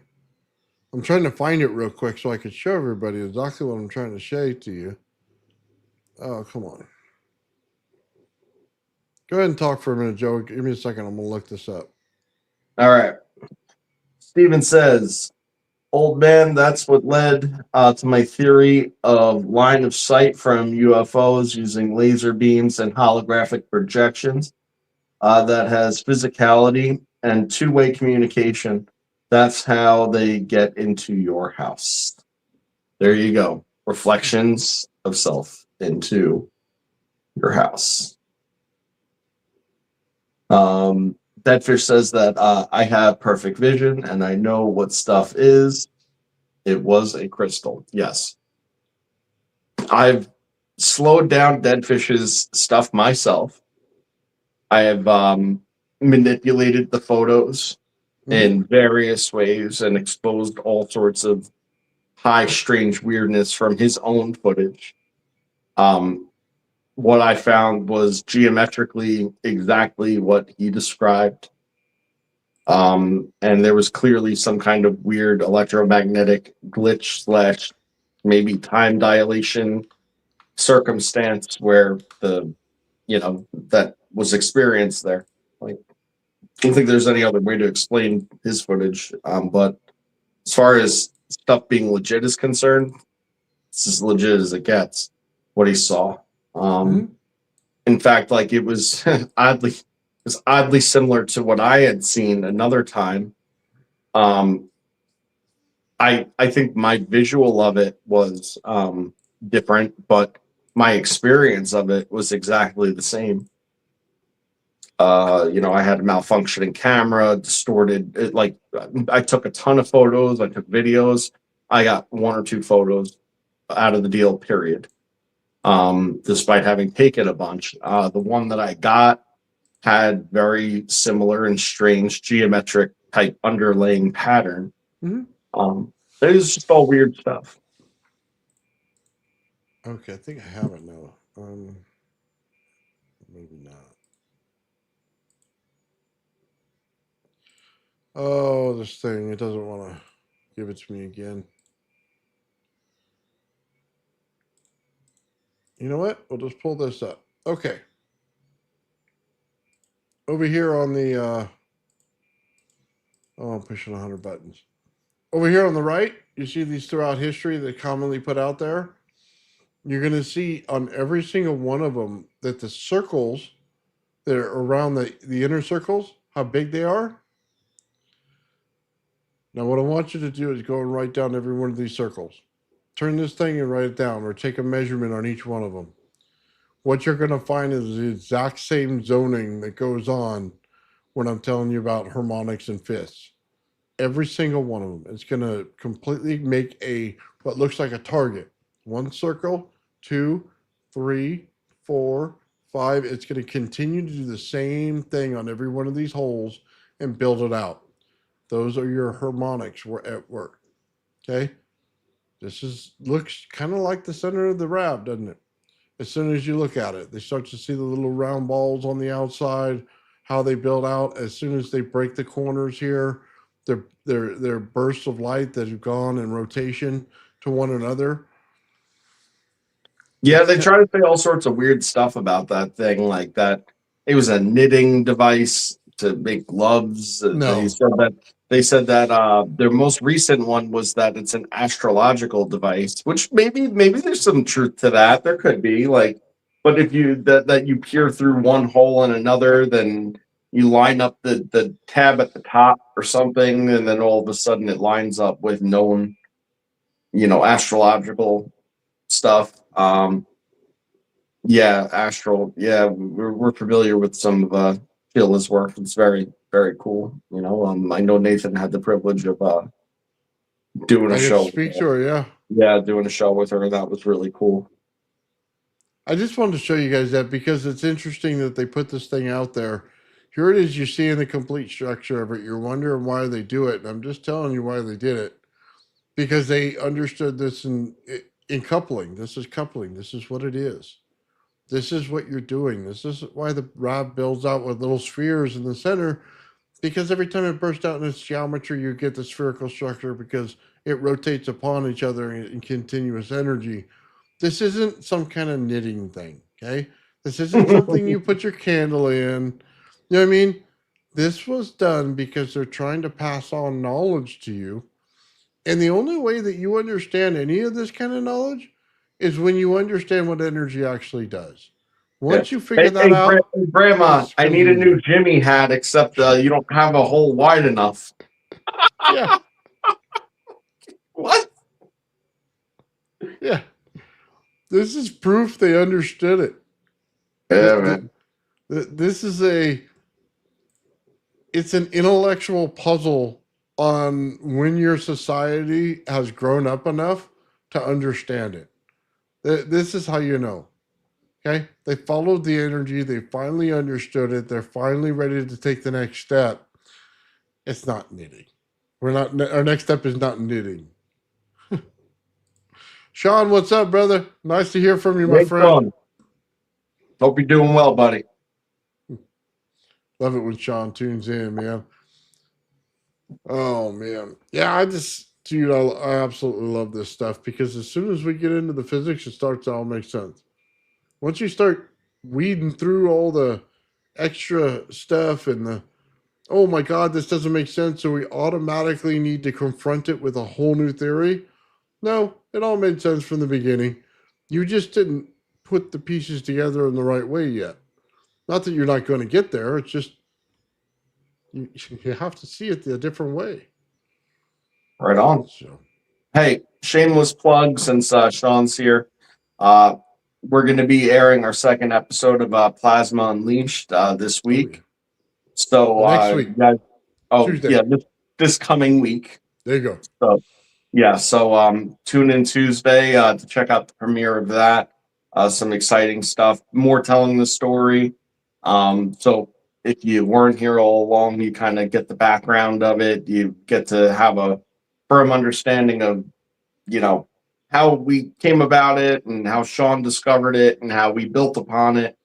And it's going to unfold the story nicely. And then we'll start getting into like the heavy duty stuff that, in my opinion, and I say this from like the humblest place, it's going to eviscerate any of the current plasma and plasmoid research that's At out least there. it's- By the time we get to the end, it's like this is going to show it all, prove it all, build it up in an understandable way, and eviscerate any concepts that basically aren't this, unfortunately, for them. Yeah. Yeah. Well, it's definitely eye-opening. So this is the second episode. In the second episode, we're distinguishing the RAV from plasmoids and ball lightning, just telling you the differences of what's going on and our opinions. Okay, take your own way of looking at it when you're done. The next episode, Joe and I are going to show you our RAVs. So Joe made one, an awesome in crystal. Dude, coolest thing I ever saw. Okay, when that thing lit up everywhere. That prism it created in there was just absolutely mind-blowing. Yeah. Joe's going to describe that. I'm going to go into the double RAV and things like that I did when I made the RAV. So that's going to be cool. Sean's going to show us some more cool stuff about the RAV, going into more detail on just unbelievable stuff that he did with this thing. So it's kind of going to go into the woo a little bit more. Actually, I shouldn't say it's woo at all. It's more of redefining the RAV as what it is, and redefining plasma physics is what it is. So all three different views on that is just awesome. The fourth episode goes into just light. So you see the light, you see the structure of it. You say, is it a camera effect? Is it not a camera effect? How do we know? And then how do we distinguish one from the other? And then the different angles and points of view on this. Dude, let me just tell you, when I saw that RAV form and then Sean spun the thing on the bottom, right? And you see this thing following it. You know what I mean? After everybody told you it's camera effect, that it's spinning like this, you're just like mind blown. Like, because they said, oh, shaky camera. Sean puts this thing on a tripod, focuses it right on, and goes, woo. Then you're like, oh my God, dude, we're all done. Then the next effect is, oh, by the way, it looks like light over here, right? It looks like camera effect floating. Oh, but then it hits the plasma and becomes plasma. And then it breaks back out and becomes this effect, and you're like, but it was light, and then now it's plasma, but now it's light again, and then you're like, dude, my mind's blown again, right? So you start to see all these things, and you go, man, this looks very familiar in all the teachings that they gave you in the church, and you're going, this looks like a grail, you know what I mean? This looks like the halo. This looks like the thing in the staff that all the church people carry, and you're like, dude, I'm like Hold on. crazy. The one thing that we don't really harp on all too often, and I know we'll get into in that episode, but I think it's worth bringing up right now anyway, is the fact that this thing has a tendency to put out basically, like, I don't know what else to call it, anti-light. Yeah. Like the real dark the black that goes over everything. A light like projection that's like a shadow. I don't know. Like, I've seen it with my own two eyes. Uh-huh. So I know what it is in seeing it, but describing something like that, because it's not black light like a UV light or something. No, it's sort of like smoke, but it's not smoke, but it's like light. Like, yeah, right. I don't know. It's like absorbing almost all the light in that particular area that it's shining. Very strange. Very, very strange stuff. Just saying. It's just interesting because it puts a whole new perspective on what you're looking at. And again, it's up to the viewer to decide at the end. But when we put it out there and show you the case for each one of them, it truly shows what's going on. Man, the one that blows my mind to this day, and the one I absolutely my favorite picture ever, Joe, the black dot, the plasmoid building out, and you see it rotating on that line. Okay. Mm-hmm. Dude, you got me. Okay. No matter what I see in this world, I love that picture. I love the video of it, just everything about it, because it tells you so much. There's an energy exchange between the one that's lit up and the one that's dark, and they're going back and forth in the exchange. And you're seeing the zone build up, but then you're seeing a rainbow inside with all the different colors. Mm-hmm. Dude, it's epic. Just It really epic. is. It really is. This is it. It's like everything that we talked about for the first year just came to a head with all this stuff, and it's like, oh, now how do we do it? I mean, I just still would love to see the experiment where we, get the energy off of it. It's still got to happen, and Oh yeah. Well, that's coming. So I'm trying to coincide the dates with the build. Okay. So I'm going to build the double rab, but I'm going to build it in a chamber where I can pull the energy out. Okay. So we're getting there. I don't have time yet, but it's good because we're still got episodes to go before we get there. So Mhm. that might be like the season finale of the whole thing is we actually put out our own energy machine at the end. Okay. One of the things close to episode 8 is we're going to get a little bit religious on it. Okay. And I say that in the way of we're going to take a religious picture and see if it shows it in plasma. Okay. And you decide what you think of it. But I think it's important to do it because we see historical things, Knights Templar. You get into the whole story of that along with it, along with how each thing in plasma shows, like I said, the grail, it shows it in light. We get into geometrical patterns in coils and why it shows the energy looping into one another. Okay. And you go, oh my God, is that really what I think it is? Okay. Just things like that they show in like the staff. When you see them put down the staff and then you see next to it the Rav built out in brilliant light, but then you see the staff with a center round thing and then it builds out in a brilliant light and you're looking at it going, there's no way that's the same thing.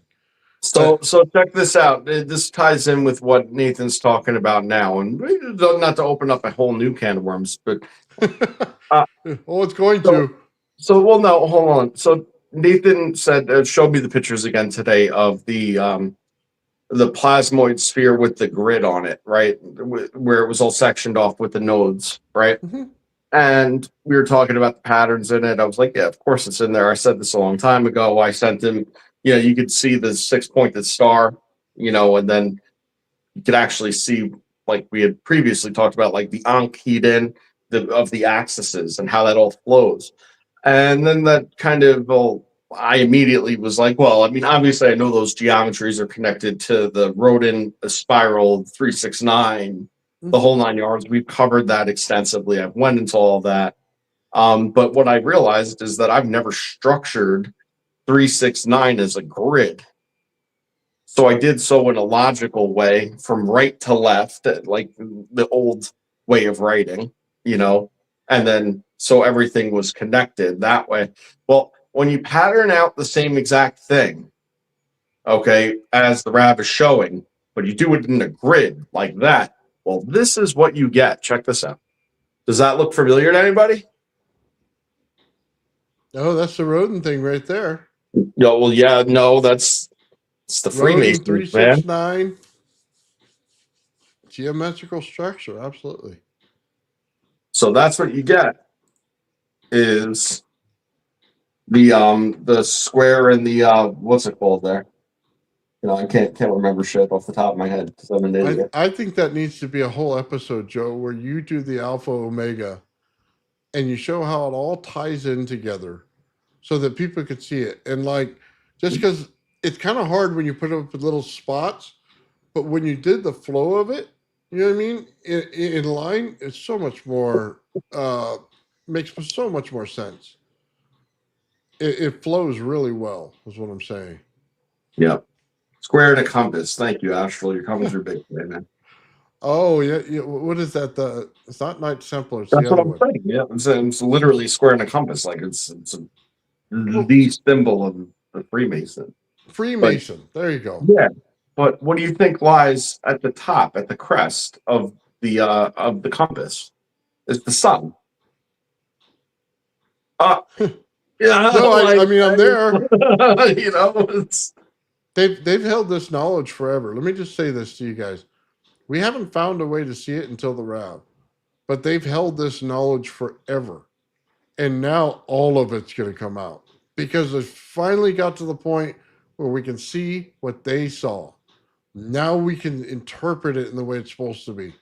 That was the point. It's like squaring the circle. It's like finding out exactly what they were trying to say, except for we didn't open one book to find it. We didn't listen to all of what they said. Nature naturally shows itself at some point, and we were lucky enough to be at this time in history to find it. and nature repeats itself and only works this way. What does that mean? It means take everything that we talked about and just apply it to everything in life. Apply it to everything in life.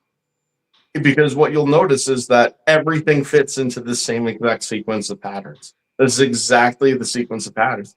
And the only times that you get you get these incoherences, like these disruptions, these bad things, it's because the ratios aren't right. Once you get the ratios right, it goes exactly like this, and that's it.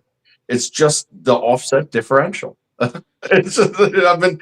You can go back to episode 1 of this. I'm talking about a rock, and I'm like, yeah, man, I don't know what it is, but it's something to do with like some kind of offset differential thing. I don't know that I fully understand what I'm saying, but I feel like that's got to be something to do with it.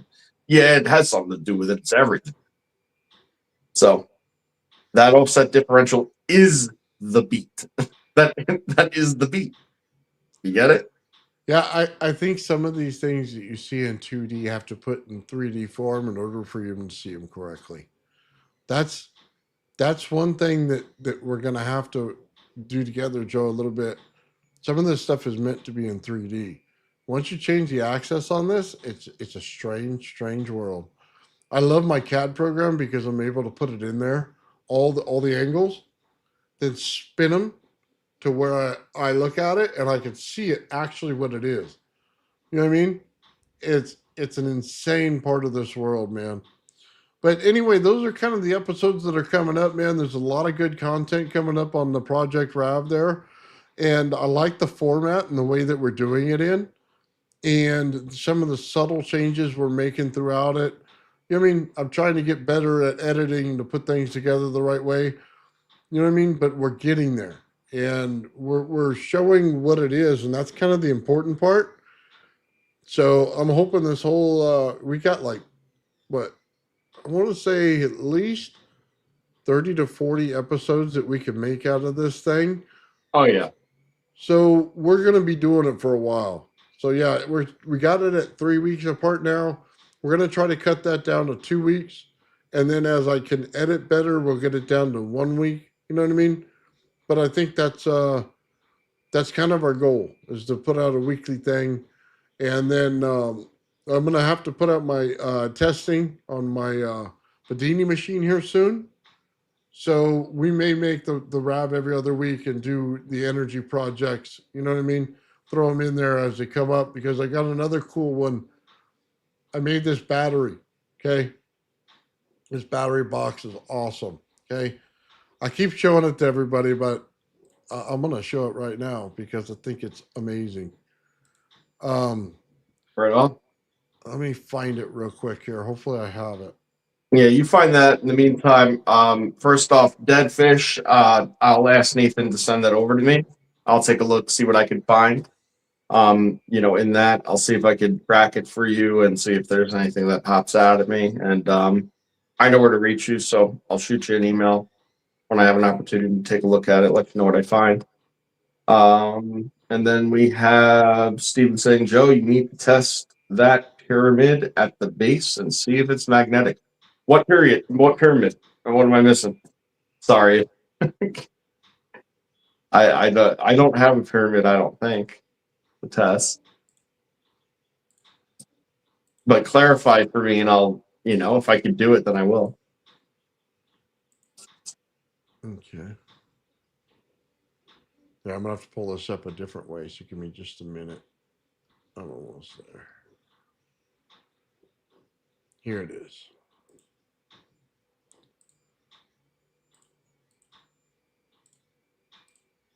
There you go, right there. So check this out, guys. I made it just looks like a little clear battery, right? Here's the cool thing about it. I'm making the dividers right now. I got in my strips of copper and zinc, and so it makes, how do I say this, like little dividers in each one of them, right? And based on how you put the plastic in the bottom, it gives you the spacing for all your dividers. Now, here's the thing that is kind of weird about it is each one of these bars only came out 1 inch by 3 inches, right? So in order to get the height I needed there, I needed to put two in. Now I put them 10 millimeters apart, so about little right around a half inch or a little higher, right? So what it actually does is it may pull off a secondary effect.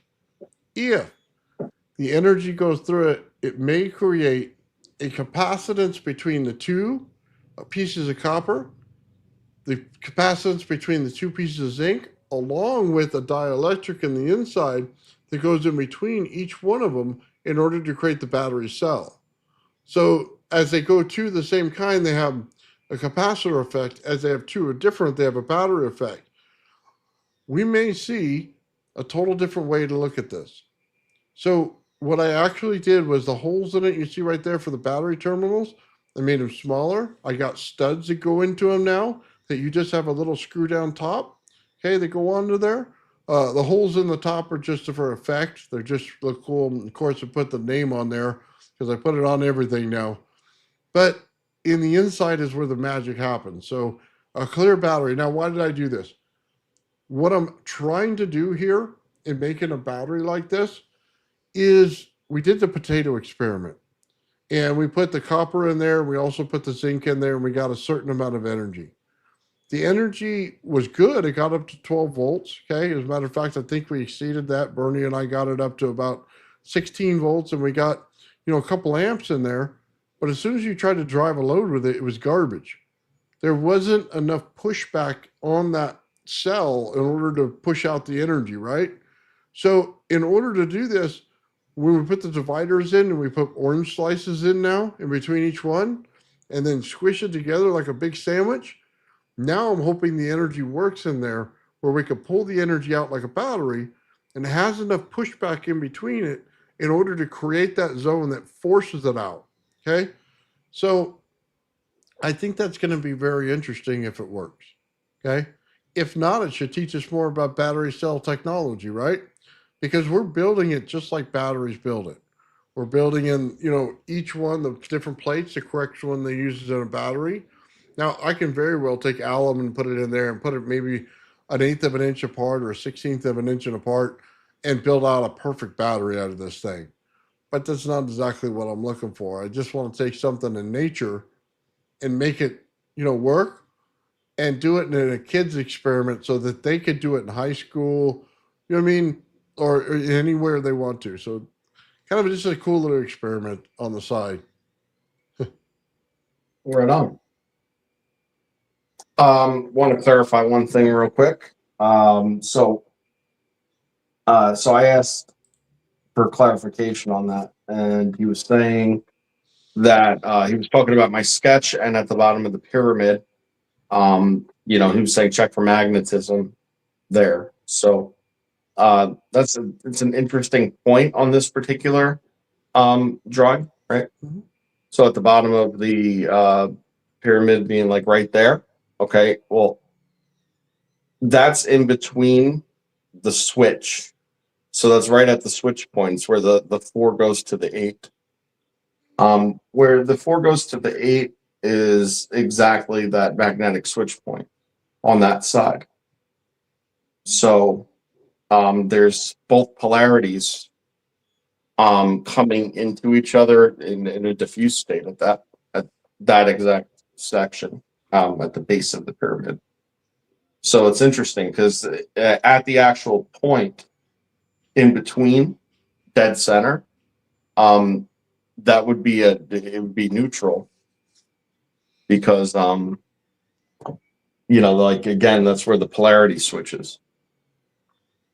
I don't know if that makes sense, but No, I get it. One thing I think we're going to find, Joe, is Rodin right. That when somebody drew this when they first started, were they right? We see the evidence now. You know what I mean? We know what's supposed to be there.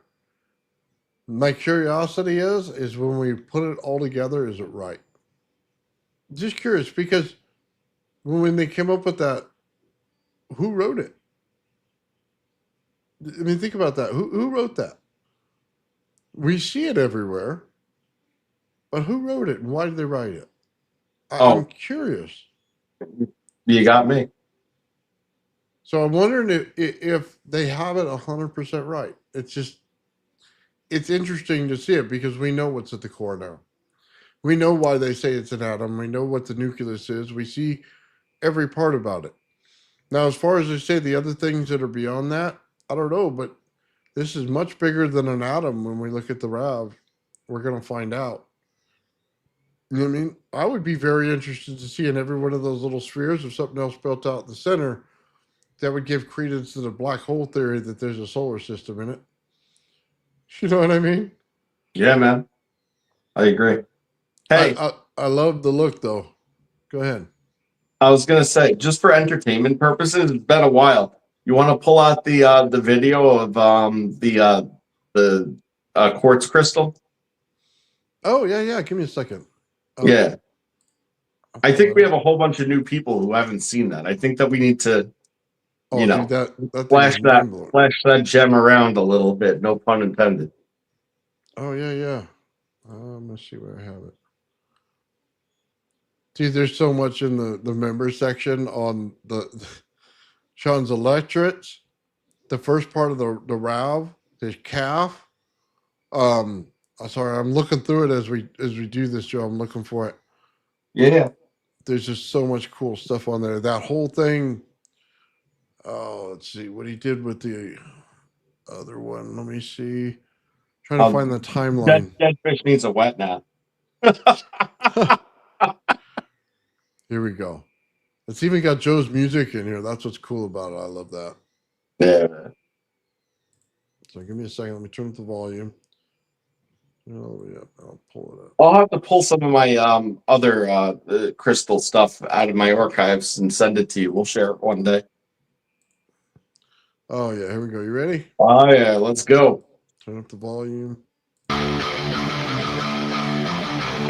In the deck of the terror, where the head of the fool. In the flesh, I live the life of a beaten, broken tool. We're all on a different path, no matter who we are. Made of the same old shit, junk left over from a star. I might not know a thing about what I just said, but it made perfect sense to me as it was running through my head. Though I might be as mistaken as a snake is for a rope, I will always speak the words untold and spit the straight dope.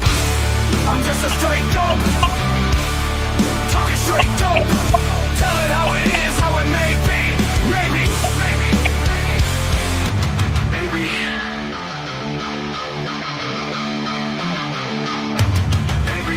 Dude, look at that. Yeah, wrapped inside the crystal. In the deck of the terror, wear the hat of the fool. In the flesh, live the life of a beaten, broken tool. We're all on a different path, no matter who we are. Oh man, let me mute it real quick. Dude, the fact that you see it on the outside, right? It acts like normal plasma or high voltage going around it. And then you can see the prism effect. As soon as you get in there a little bit, boom, it starts to light up, dude. Oh, yeah. And that's not triboelectric reaction either. That's not what it looks like. It's crazy. Dude, that was so bright. Hold on, let me just take it back a little bit. Dude, look at that. That is a prism. That is light reflecting off every surface on the inside of that thing. That's amazing. The energy is burrowed inside of it in coherence. It's crazy. Yeah. Dude, that's mind blowing in itself right there. Like we all see it, man, and we all go back to Hutchison, and when he showed it on the crystal and it was going over the crystal, and you go, oh man, look, It's lighting up the crystal, but the energy's still on the outside. This is in the inside of that sucker. Yeah, I got it on the inside. That was all by design too, man. That was a great experiment. Joe did this with a Tesla coil, by the way. Oh, yes, I did. That's even more amazing. Okay. And you can see after it blows the piece off the side, rather than stay outside of it, it goes back in. Yeah. So you have a spinning plasma orb inside of a crystal lattice, a solid, well, it was solid, right? Solid crystal lattice. And so you have the plasma actually structured and rotating inside of a lattice structure. Crazy. Then it breaks it all apart because, you know. Oh, yeah. I'm trying to get the moment where it started flinging stuff. I don't know if I'll be able to get it here. There's where you see part of it blown and off. look, you can see it inside of it right there. Bang. Oh, it's in there all right. There's no getting around that. Yeah. That's so cool. Imagine if you had the right frequency now, Joe. If you got the frequency of that crystal in there, wow. It would just be in there then I wouldn't be blowing it to bits. But you want to know something? I've spent a lot of time looking at people's projects and experiments that they've done with plasma and quartz because, frankly, especially on YouTube, it seems to be a pretty popular thing to want to try and do. Mm-hmm. Yet nobody has gotten it inside. Nobody did what you did. Not even close. No. But that's because I tricked it. And I knew what I was doing because I had tried a couple of times before and I was like, this isn't going the way I hoped and expected. And then I thought about it. I stood back and I thought about it for a second. I was like, why does the RAV form? Well, we know it only forms once the conditions are set. Mm-hmm. So I have a spot on that rock underneath it or where the conditions are set. And I knew that if I could put the quartz on top of it, but leave ever so much of that channel exposed, right? That it would go and seek out the channel to know that it could form. Now, it's like plugging something into an electrical line. You see, until you introduce something to the line, there's no current being used.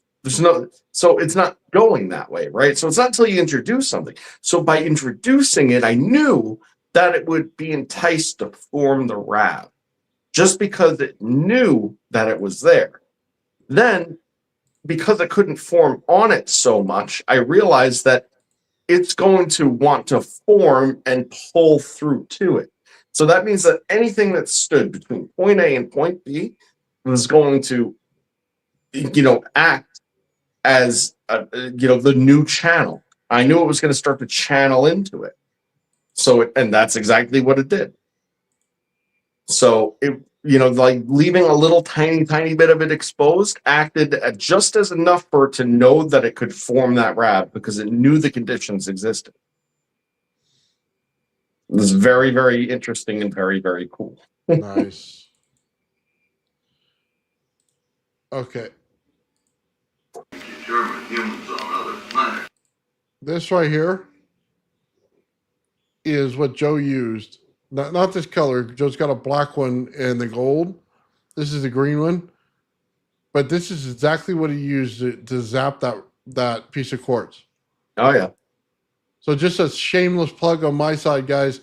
You're going to find this in the description. I have an Esty page where I sell Tesla coils like this. Looks just like this, except for the bottom's black and the top is black. I do once in a while do different colors of them. You see, they're extremely powerful. But yeah, this is a shameless plug that I do sell these on there on the Esty site. And if you look around the video that you're probably watching, there are ones as well for my Shopify account. So yeah, you can get yourself one of these Tesla coils. But what Joe did is I'll give you a different top if you want it. Instead of the spike at the top, there's a rod that goes down the center. Go ahead and describe what you did. All right. So what I did was the breakout on mine is a little different. it has a wire breakout on the side. So what I did was I took the alligator clip to the wire breakout. Okay, that's at the end of the entire coil. So you're getting the highest voltage right off there. And I ran a line to an anode that I set up. And I set that above it. Then I put a little water dish out, and I took another alligator clip to the center part, the rod down the center. I hooked that up to the cathode end. Okay, so that was the flux exchange, like this, right? And because they run off of the PNP. So the PNP is trying to throw the entire thing into forced resonance. Plus then I have a couple tricks up my sleeve that I use every so often to try and amplify things. Like I may or may not have put a homemade capacitor directly on top of the anode. They've done something like that. May or may not have done that. May or may not have also, in the past also created like different scalar fields and then purposely collapsed them to blow the field out like extensively. So then you could like gas tubes and stuff like 8-9 feet away. You know how hard it is to light a gas tube? Like I'm talking like an argon gas tube. Anyway, I digress. So that's the setup, and then I just use the hot end, so to speak, off the top wire, as the anode, and then I use the cool center as the cathode, and then there's your exchange. And I didn't have a piece of clay, so I used a what I considered to be a suitable rock, some semi-porous. Took on a little bit of water, was able to do that. Had it sit in the water for a little bit, put a spot of water, flattened the section so like it wasn't going out of control and crazy, and then just let it ride on there. And it burrowed all the way down all through that rock. Like created a channel all the way through that rock. And the rab would form, it would generally form pretty small compared to like Sean's and even Nathan's. Just because of the configuration and how it is, but it had all the effects and it was very, very stable. Very, very stable. Like if it was just running a rab, it was a little tiny rab ball, except it was as bright as the sun and throwing off every color, and it would throw off like zoned discharge, like laser discharges and all this kind of crap. Yeah, it's pretty crazy. Totally worth it to do with the Tesla coil. And the Tesla coil, in my opinion, has the right type of energy and the right resonance forcing capabilities to do something like force it into the crystal. See, those properties were good. What failed with that, for what it's worth, is that there was an incoherence between the frequency in and the frequency generated by the quartz. If they were inharmonic, then it would be coherent and then it would work. But they weren't. So instead of just growing a RAV inside where it just stayed and was there and was creating pressure on the quartz, therefore adding a piezo effect to it, amplifying the effect. Rather than that, it was just blowing the lattice structure apart. I'll show you right here. This is the one like Joe got, and you see at the top of it on the upper left side, there's the wire that hangs off the side, and it's done on purpose that way. So that down the center, there's a hole in the center at the top, and then at the very bottom, there's a ring on the inside. So the rod will actually go down there and stay centered out at all times when you have it there. It's just a different option on the coil to pull the inside energy, which is the one wire energy that you can use that's absolutely not connected to the Tesla coil at all, just a rod that runs down the center. But it acts as a perfect cathode in the situation when you're doing an anode cathode and you want it to work like a RAV. Kind of a secret on the Tesla coil that most people don't understand. If you watch a channel and you know the one wire energy, then you already know the answer of what we're doing there. Well, especially with the PNP and the way that it's hooked up, just yeah. like that. You have, like Nathan talks about the slosh, the back and the forth. This is literally push and pull and push and pull and push Mhm. and pull. So every single, so it is so enticed to want to make that small exchange, no matter how small the exchange is between them, it will like stop at nothing as long as it knows the other is there. That's the trick and the key all along, is that it won't do shit if it doesn't know the other one's there. Yeah. You know, that's one of the main bases between the water drop on the top and the water on the bottom. And I know it's not necessary, but that that is the principle behind why the experimentation started that way, was because you're putting this huge bias into the water and into the clay, Mhm. and then you're being able to bring it to the surface through this water to show the anode, hi, I'm here, follow me, come get me, pull me through, pull me through. And it does because it knows it's there. And then it'll stop relentlessly and burrow itself and structure and create all this different changes, material changes, just to make this exchange because it knows it's there. Mhm. And that's the key, is without it, it's the same as any other arc hitting any other surface. Really, at that point, that's true. So Yeah. something to think about. Yeah, it's fascinating what you could do with those things, because it's basically tricking it into being a bipolar Tesla coil instead of, you know what I mean, just a single a monopole. Mm. It goes from a monopole to a bipolar, and that's what it's doing. And it's so hilarious that the fact that you could just do that with a coil, and it also gives credence to the whole thing about the water. Now, if you had the thing submerged further in water, you could probably get a whole nother effect out of it, Joe. When you turned it on, and the oscilloscope into that water might have told you exactly what frequency that thing's going off at, and we could have found a way to readjust the testicle to match. Well, the good news is that we know where quartz is at, because quartz rings at a specific frequency, 32,000 hertz approximate. So, Yeah. it's if you could just find the harmonic of that. Yeah. Well, Deadfish was saying the quartz looks like lab grown. It's so clear. I mean, this is, yeah, it really is. Like how clear that is. so I kind of been working on it a little behind the scenes, Joe, and this may not make a lot of sense yet. So I'm pulling off a trick here. This is for my Tesla coil. Now, when I first originally did the one wire energy, we did a wall wire, 14 gauge insulated copper wire. Now, I took this top of a Tesla coil and I put a bunch of holes in it. Okay.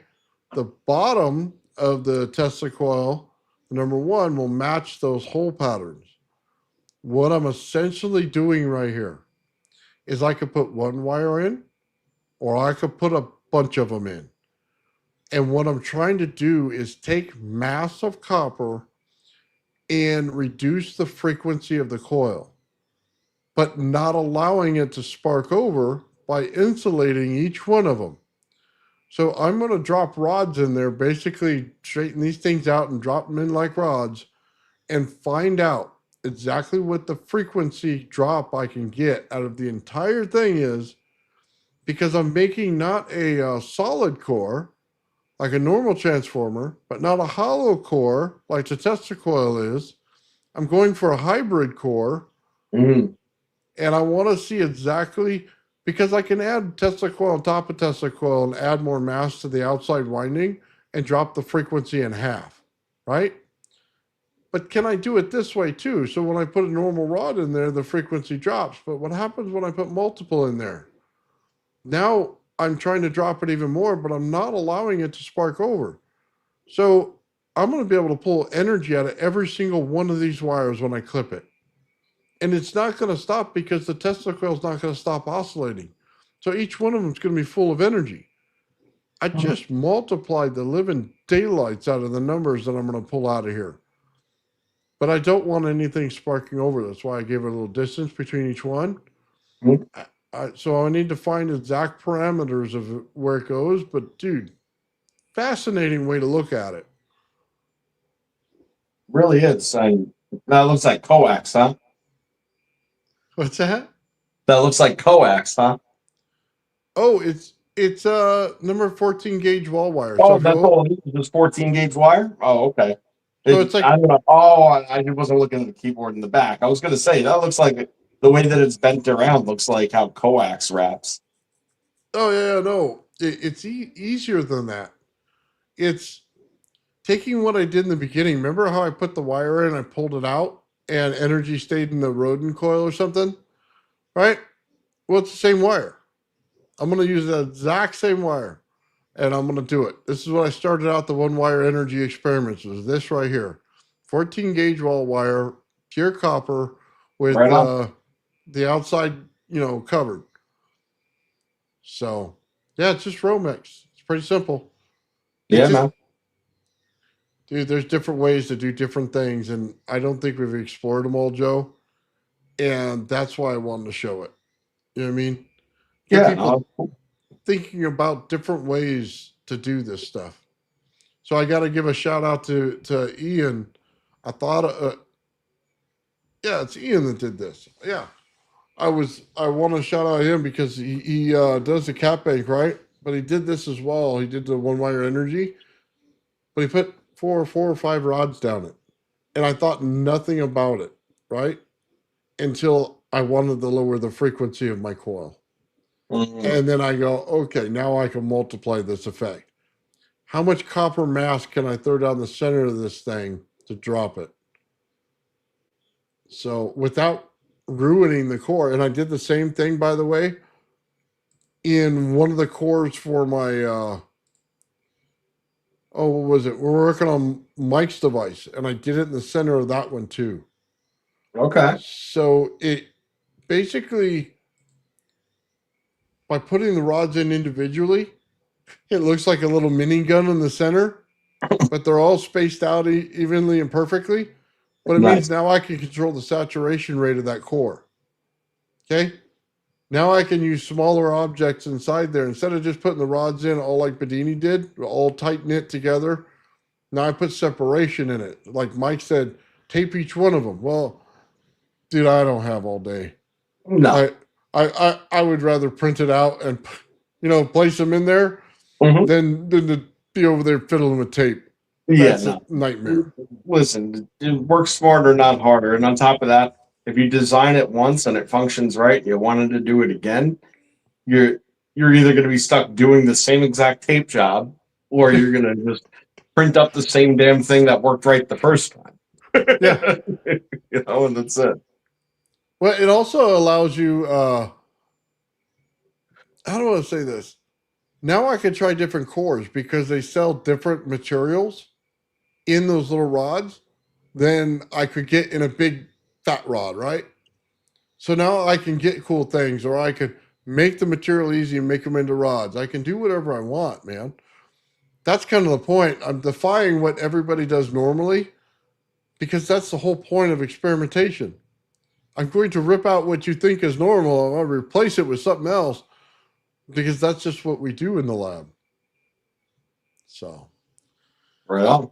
anyway, I think that's cool, guys. But just a couple things going on tonight. I'm going to be on Traveling Fools channel later on today, so check that out, guys. It's gonna be an awesome show. If you like to just laugh and have fun, man, tonight 7:30 Pacific Standard Time, man, I'll be over there. It'll be awesome. Joe and I will be back next week, man. Also after the premiere of the Rav, man, we're gonna have some fun with that. You know what I mean? That's gonna be a real cool episode. I'm looking forward to it, man. And then we got a bunch of episodes after that. Really cool stuff. I want to And the shout out. episode's going to pick up too. Like once this whole like little bit of minutia is done, and we get into the weird shit. Oh Chef yeah, kiss. I think Joe's waiting for that one because we're just It's all weird after the next 2-3 weeks, 2-3 episodes. It's all weird, man. Nothing normal about it.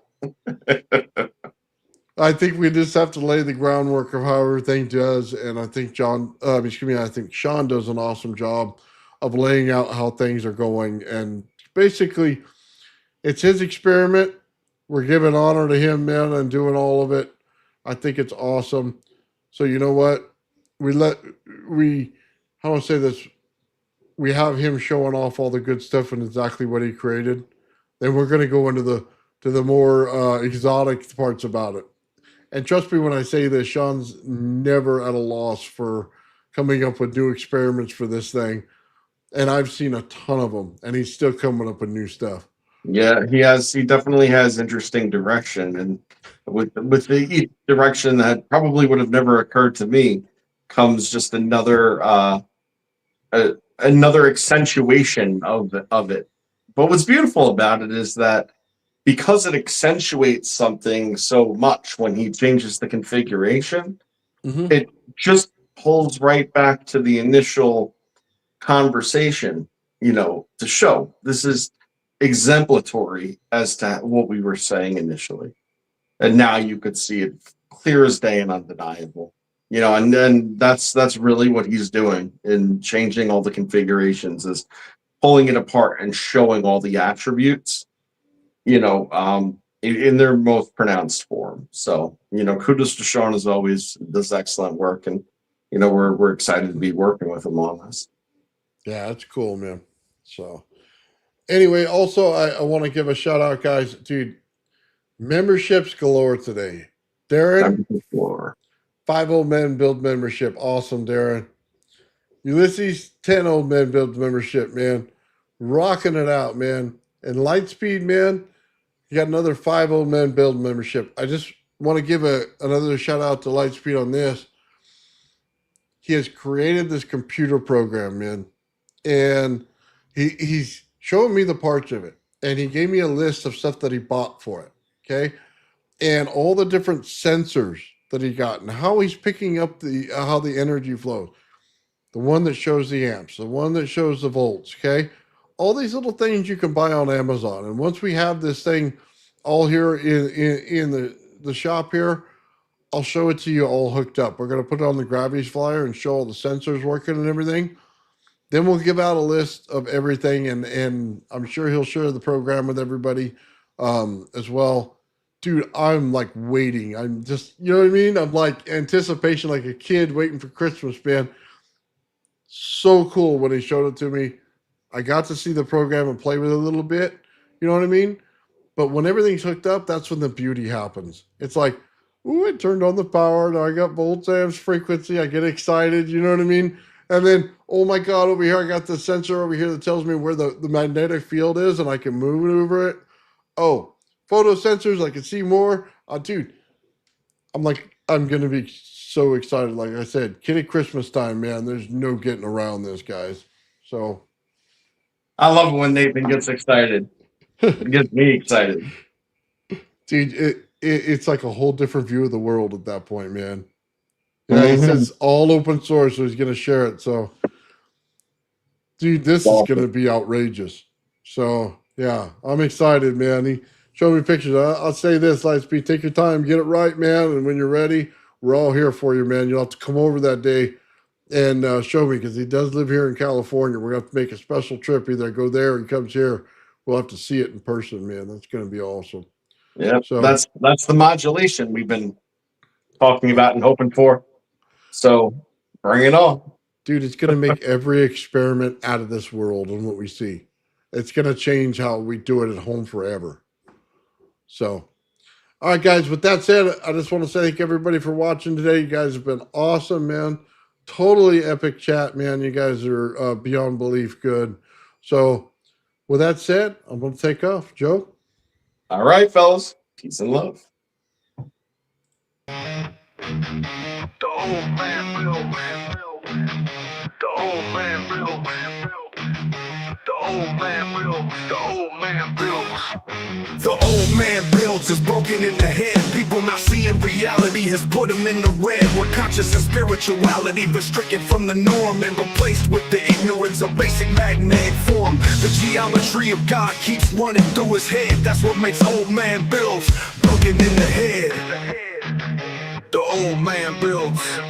The old man builds. Spheres of destiny are spinning in his mind, making him travel back and forth in time, battling the establishment for just a little recognition. Has him forcing the world to understand his premonition. That world will have all the technology in the end, even if it means his life will fail to extend. The old man builds. The old man builds. The old man builds. The old man builds. Fears of destiny are spinning in his mind, making him travel back and forth in time, battling the establishment for just a little recognition. Has him forcing the world to understand his premonition. That world will have all the technology in the end, even if it means his life will fail to extend. The old man builds. The old man builds. The old man builds. The old man builds.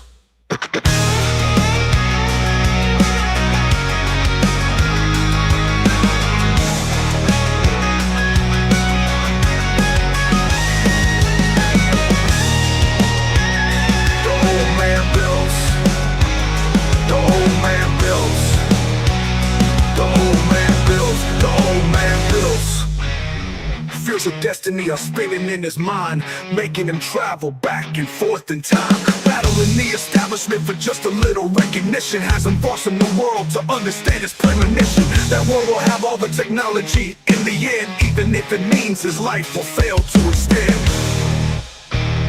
The old man builds.